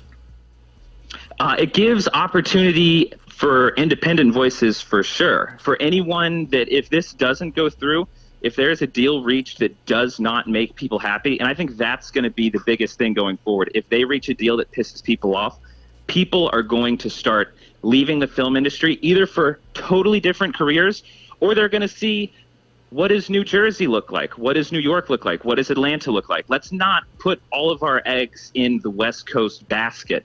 And that's huge for people that are working in an independent mindset, because it's just going to be more of a person-to-person negotiation. Hey, I want to work 10 hours. I want to work 12 hours. I don't want to work 19 hours. It levels the playing field, I would say, for everyone, and blocks down what feels like some type of weird cultish dictatorship out there in Hollywood. Yeah, the death of Hollywood. It kind of feels like it's happening right in front of our eyes. Well, I would say at the very least, it's going to take away a lot of their power and a lot of their influence. Nathan Velasquez, the 5-minute critic who you should be following on YouTube. You can catch him every here Fridays on the Jordy Culotta Show. We started the Many Saints of Newark, the Sopranos prequel over here at the house. We didn't finish it. What has been the reviews on it? Well, the review is going to be coming out. It's going to be coming out later on this weekend. Pretty much a tease for it. This feels like a high-quality DVD extra for super fans of The Sopranos. Yeah. I love The Sopranos. I do not think the story is strong enough to bring on people that are not familiar with the show. I do not think that the story is strong enough to live on its own without having the show there. And I think that's a bit of a problem. And also, I think if you are a fan of The Sopranos, one of the things that was so awesome about The Sopranos was the amount that Tony Soprano was haunted about the family before, how much everything was changing. And I don't know, there's something about that, you not knowing what those people were like that makes the show more haunting because of that mystery. And to give you a movie where it's like, well, here are all the guys that you always heard about and were always hinted about, it changes The Sopranos a little bit. I don't think it's bad, but it just, I couldn't help afterwards but think, was it really necessary to tell this story? It's not a bad movie. It's just kind of like, meh. I mean, okay, I don't keep doing this maybe. Tell different stories. I don't know if we need to really dissect every single side of The Sopranos. Was this a ploy to get people back to watching the original Sopranos on HBO Max, is to kind of drive them back to the original series? Like a long con, if you will. It probably was. I mean, whenever they were, rolling out the idea of HBO Max 2 years ago, they probably finally answered David Chase's call and was like, dude, if you want to make your $10 million Sopranos movie, do it. We'll pump it out to everyone and they'll have all of The Sopranos. I mean, I did. I started going back through. I'm on season 2 now of The Sopranos. It is an incredible show. And I feel like that's why I'm not so, I feel there are lots of people online that are like, how dare they do this to The Sopranos legacy? Right. It's not a terrible movie. And The Sopranos is one of the best shows of all time, and it encourages more people to go and see it. I mean, there's a whole generation of people that probably haven't seen it, and so that's a good thing to get people to watch the show. I mean, I think that is probably part of it, getting eyes on the show. Would you recommend James Bond? Have you seen the new Bond? I'm seeing it this Sunday. I have not. I've been trying my best to not look at anything about this on Twitter. People keep saying that it is one of the best Bond movies of all time. Oof. One of the best. Well, I'm hearing that it's the best of the Daniel Craig Bonds, and that's a high. I feel like Daniel Craig is. It's a high it is. I feel like it is probably up there with it's like Connery or it's Craig in terms of the movies being the most entertaining. And it's the last one, so I don't know what they're going to do. I don't know if they're going to tease the next Bond. That's kind of like the biggest conversation now. I hope it's awesome. I've heard nothing but incredible things, so I'm pumped to see it. And I mean, it sounds like people are saying go see it in IMAX if you can. Who do you want to be the next James Bond? I would love. Well, the thing that I've heard most, because I wasn't fully into Bond until the second Daniel Craig, but Daniel Craig wasn't a huge known actor whenever he came out with Casino Royale. So I would love if they found a new person that isn't, hugely known but fits the mold of what we've seen in Bond, or Tom Hardy. If you're going with a big name star, Hardy. I could see Tom Hardy, filling that role in a very interesting way. What are some names that you guys have? Well, that's I don't. Do you have an under the radar guy that nobody really knows? An under the radar guy that someone does not know right now. Honestly, there is not someone at the moment that's coming to mind in terms of. I mean, it's tough right now because there haven't been any new movies in about 18 months that kind of put someone on the map. You'd have to go back to 2019. And I can't think of anyone off the top of my head that'd be a not known person that's going to fill that role. Nate, we got one from you from inside of the chat. Somebody wants to know if you have seen The Last Duel, the latest Matt Damon and Ben Affleck movie. No, that one came out last night, actually. So I haven't made it out to see that one yet. But honestly, this month right now has got this is the first time since all this happened. Yeah, Dune. We've got Halloween Kills is coming out today. The French Dispatch. There's a movie coming out called Lamb. It's out now. It's another horror movie about it's a couple. They're both farmers, and they go out to check on these newborn lambs, and one of them is a half lamb, half human. That movie came out. Yeah, it's like Can you it's have the new sex with it? A24 movie. Yeah, hey, I don't know if you've seen it. Don't spoil it for me. I hear it's a great family drama. I'll never live Take on the a farm. kids. I'll never live on a farm just because of horror movies. No doubt about it. They're always on a farm or somewhere. Something out in the creepy's forest. about to Yeah, go yeah, down. I don't want any of And that. your car just won't start. I'm Won't with you. start. Oh, absolutely. No, Texas Chainsaw Massacre vibes. Oh, Yeah, you don't gosh. need that in your life. Nathan, it sounds like you've got a busy weekend, so stop talking shit about LSU football. It'll put us in a bad spot. Go to a premiere. Okay, well, hey, Keep your mouth I'll shut. be at Legends. I'll be seeing what the vibe is like, and hey, I'll be cheering. Just tell them that you're here and Lane Kiffin's the next guy. Oh, I'm not trusting that. I don't know if you're putting something poisonous in my mouth there. Later, buddy. All right, bye. There's Nathan Velasquez all right, bye. checking in from New York City, giving us the latest there on Hollywood. Looks like they could be on the brink, man, of disaster. I don't know what any of it means, but Me it's either, spicy. but I'm here for it. Yeah. I'm here for it. Daily, we are brought to you by Edward Jones. Remember, Daniel.Newman at EdwardJones.com. Get in touch with him over there. Daniel.Newman at EdwardJones.com. Any questions you have about your finances, get in touch with him over there. He can help you out with 401k, Social Security, any type of investments that you were thinking about. Get in touch with Daniel Newman. Daniel.Newman at EdwardJones.com. That is Daniel.Newman at EdwardJones.com. We did talk a lot about Arch Manning made his ESPN debut last night, or his national television debut against St. Charles Catholic. And I would say that St. Charles probably won the night. Newman won the game 12-6, but held Arch to 16 of 28 passing for 136 yards and a touchdown. He struggled for a lot of that game. And you know who was in attendance? Steve Sarkisian. Oh, Sark was there Yeah, I to watch saw him Sark. put up a goose egg. I saw Sark that was there. Did have no interception, threw his first interception and had his lowest throwing yards and completion percentage of the season. So How are his numbers for the year? I don't have his overall numbers, but routinely he's putting up 300 a night. Yeah. You know what I mean? He's throwing for about 300 a night. I still think that Walker Howard is he is the best quarterback that this state has produced in a long time. Since Pearloo? And right now, Think? We don't say that Maybe- name around here. maybe I know, but Dak. I guess Dak. Well, Dak wasn't a prospect though at the time. Like he a was tight end. Yeah, I mean, that was less. yeah. What are you looking at? Jamar Chase is a DB and Dak Prescott's a He tight wanted end. Jamar Chase to be a DB. Yeah, Yeah. that's what he told him on his Man. first visit in the office. That's why he committed to everybody but LSU in the recruiing process. Could you imagine boy. going against Jamar Chase in Oh, my 2019 God. and seeing him on Florida? Oh. And that's like, oh, we missed on this one? But I think that Walker is he's just head and shoulders above. I don't think people realize how much Walker can how athletic he really Yeah. is. You know what I mean? Well, we saw his number. St. Thomas More put out his testing numbers, and when we and people started talking about them publicly, people were like, "Oh shit! I didn't know it was." I mean, he jumped 42. He ran 4.5. His cone drill was freakish. Every stat Checked every he was box. no every Right. stat he was first or second on the team. Right.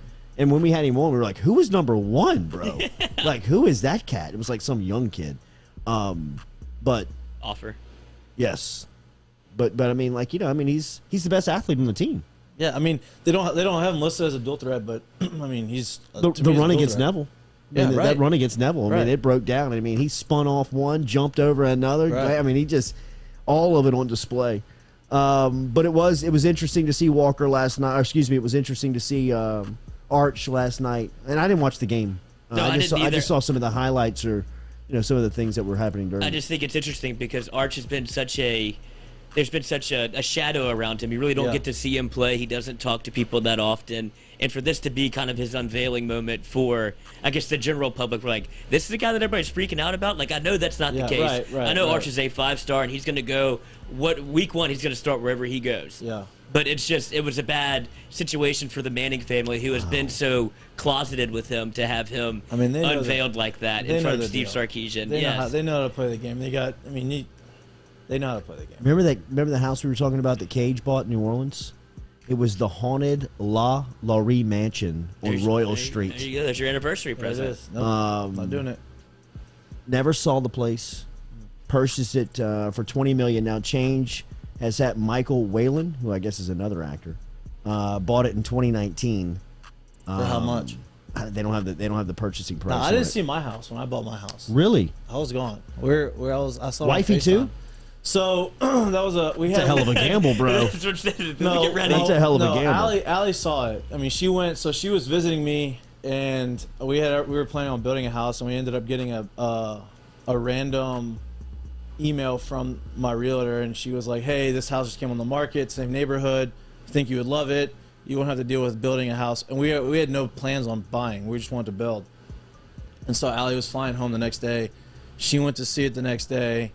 And she walked me through it with a FaceTime. I was at the field, had to walk outside and FaceTimed it. And I was like, "Oh, it looks good." She's like, "Yeah, it's awesome. The only question I need to know, do you love it? Yeah. I was like, "Okay, let's do it." And so then we got it. It was Mark Norman's old house. Right here. Yep. Yeah. Shout out to Papa Earls. Papa Earls. That's a hell of a block y'all got right there, bro. Hey, that's a squad. I mean, the University Club is now, I mean, every time I feel like I go in there, it feels like, I mean, that something new is happening and like new streets, new divisions, new.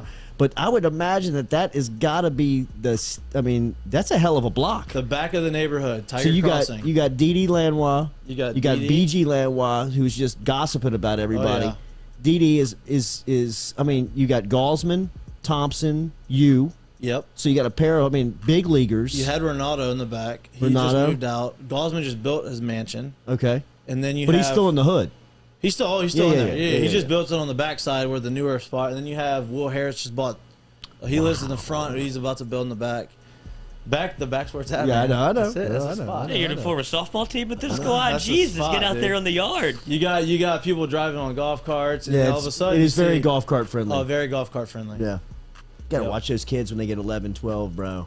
Oh, my dude, buddies, we were hanging out at his house on the back, and a couple of 12-year-olds came running through, like, on the golf course, like, going over the hills. And don't do that in front of Dee or BG. They're bet. going to go get your ass. Oh, I bet. Yeah, especially don't mess with the golf course. Don't mess with the golf course. Don't mess with Dee's golf course. That's Dee's office. That's his office. I mean, club champ. Dude, shout out. is he the David club champ? I think he won it. That's it. I mean, dude, that's a belt. That's a belt to wear. Oh, yeah. That's a feather to put in your cap, dude. Yeah. You can walk. You get a little parking spot. You get to pull up. It says club champ every day. I'm waiting for my phone to blow up. I'm keeping it right next to it. It should be coming here early. Yeah. He crushes a golf ball. Yeah, he does. I mean, he crushes a golf ball. Have a great weekend, bro. Great week. Yeah, great. Of work. Let's hit a 10-minute spot on baseball. Yes, I'm sorry. Before we get there, City Cafe.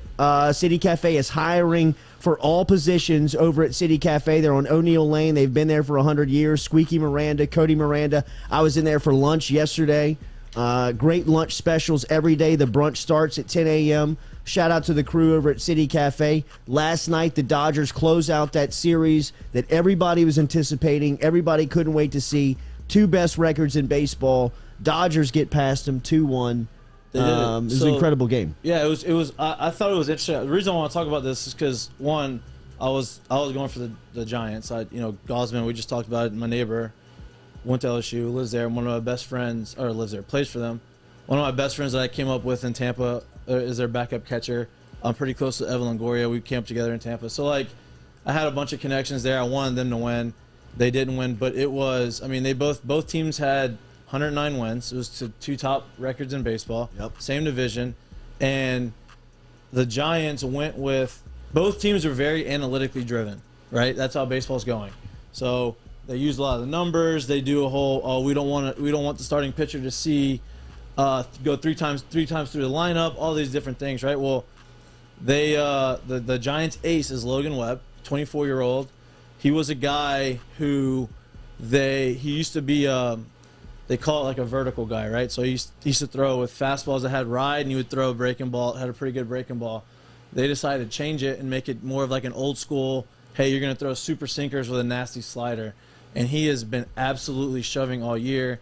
First game of the series, went 7 shutout innings. They won. Last game, he went 7 innings with 1 run, just dominating in a lineup that has MVP after MVP after MVP in a row, right? So I was like, this is going to be interesting. What the Dodgers did, so Julio Urias is a 20-game winner, right? And back in the day, before analytics, 20-game winner would have gotten you a Cy Young.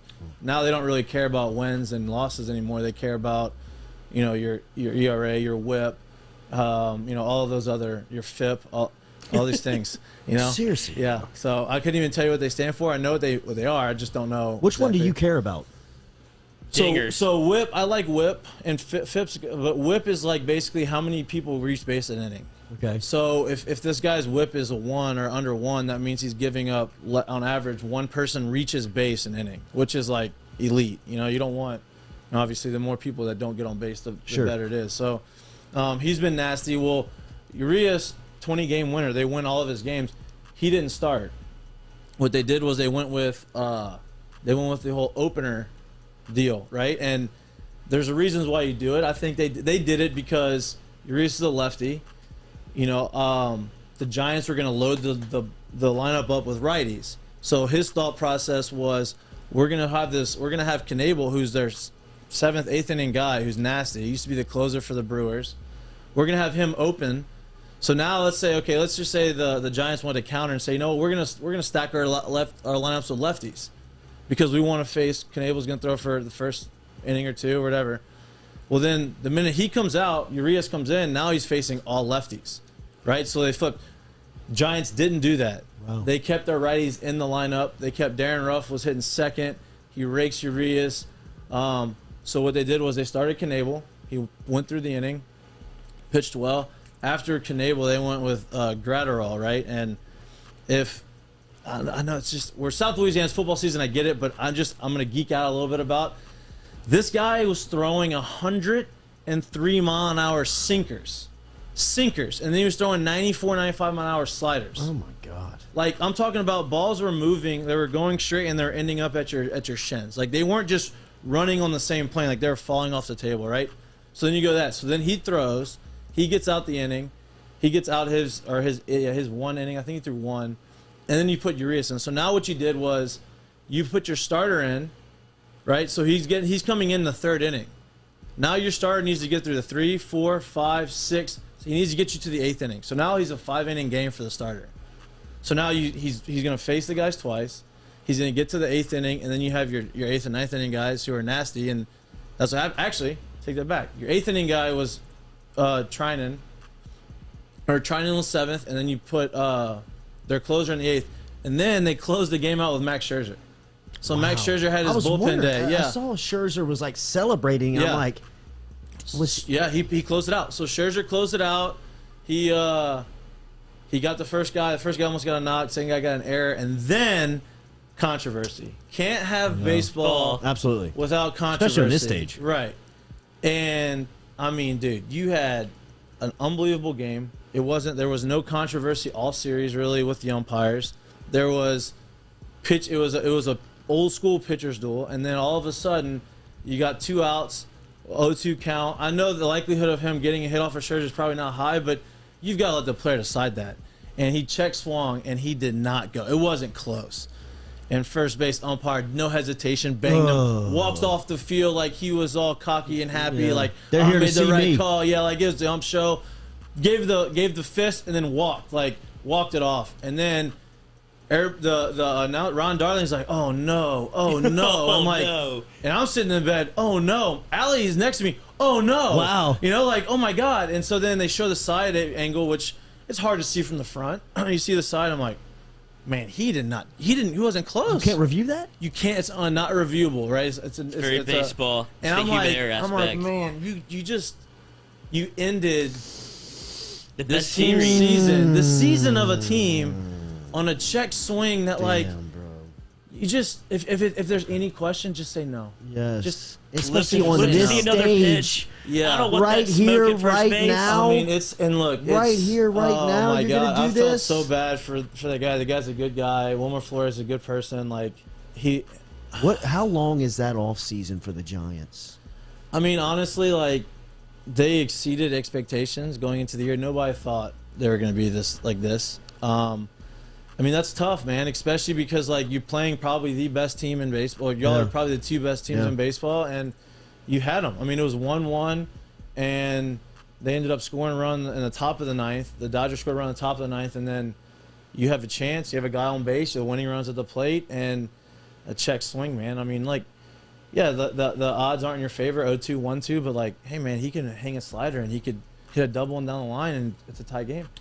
ALCS set up now with Boston at Houston. Game 1 will be tonight. Chris Sale versus Valdez. That'll be a Fireworks. 7:07 Central Time start from Minute Maid.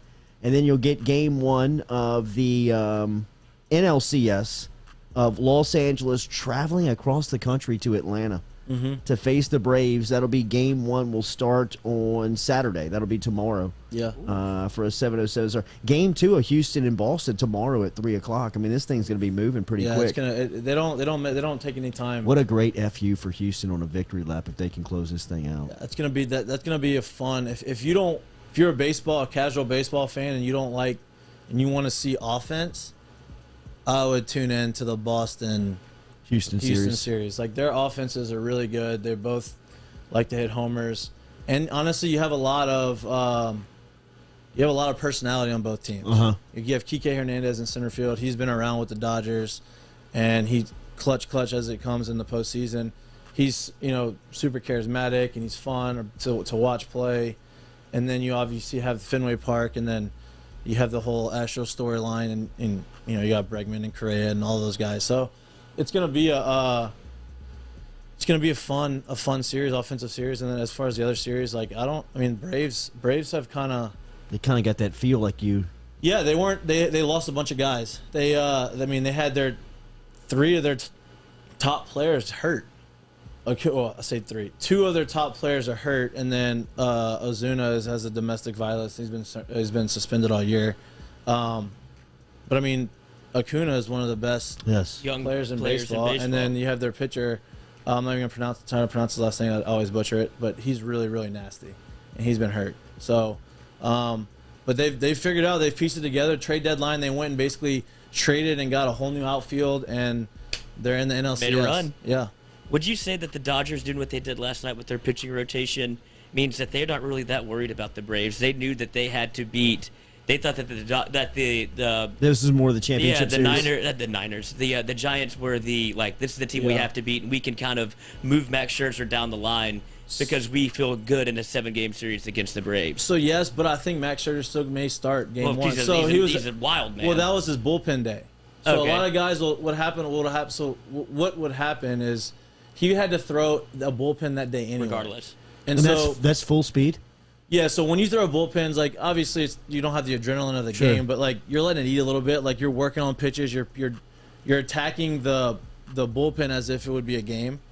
And so guys like that, especially throwing him in the back end, he didn't throw his bullpen. His bullpen was warming up and in the game, right? Wow. And so he ended up not throwing that many pitches. I wouldn't be surprised if he started game one. He's going to be barking for the ball. Right. There's no doubt. He wants it. And Mad Max, baby. Two different color eyes. He's nuts. He is Heterochroma. nuts. That's what that's called. I did not know that. Oh, that's he didn't put a contact in? No, that's his real thing. It's That's his real thing. They call it a disease, but it's not. Yeah. And some people like it. Some people are turned on by it. I don't know. Um, Dogs have it. Maybe you're turned on. Sounds like you're kind of maybe turned I on. mean, not him Yeah. specifically. Pop a contact and rub his eye. See what happens. Freaky weekend ahead for all of us. All of us. Have a good one. We will be back with you at some point tomorrow as we will have post-game coverage on LSU Florida. There should be a lot of reaction of what happens there. 11 a.m. start. We'll be out for the tailgating tomorrow, so if you see us, say hello. Thank you for interacting with us this morning. Make sure and hit that like, share button.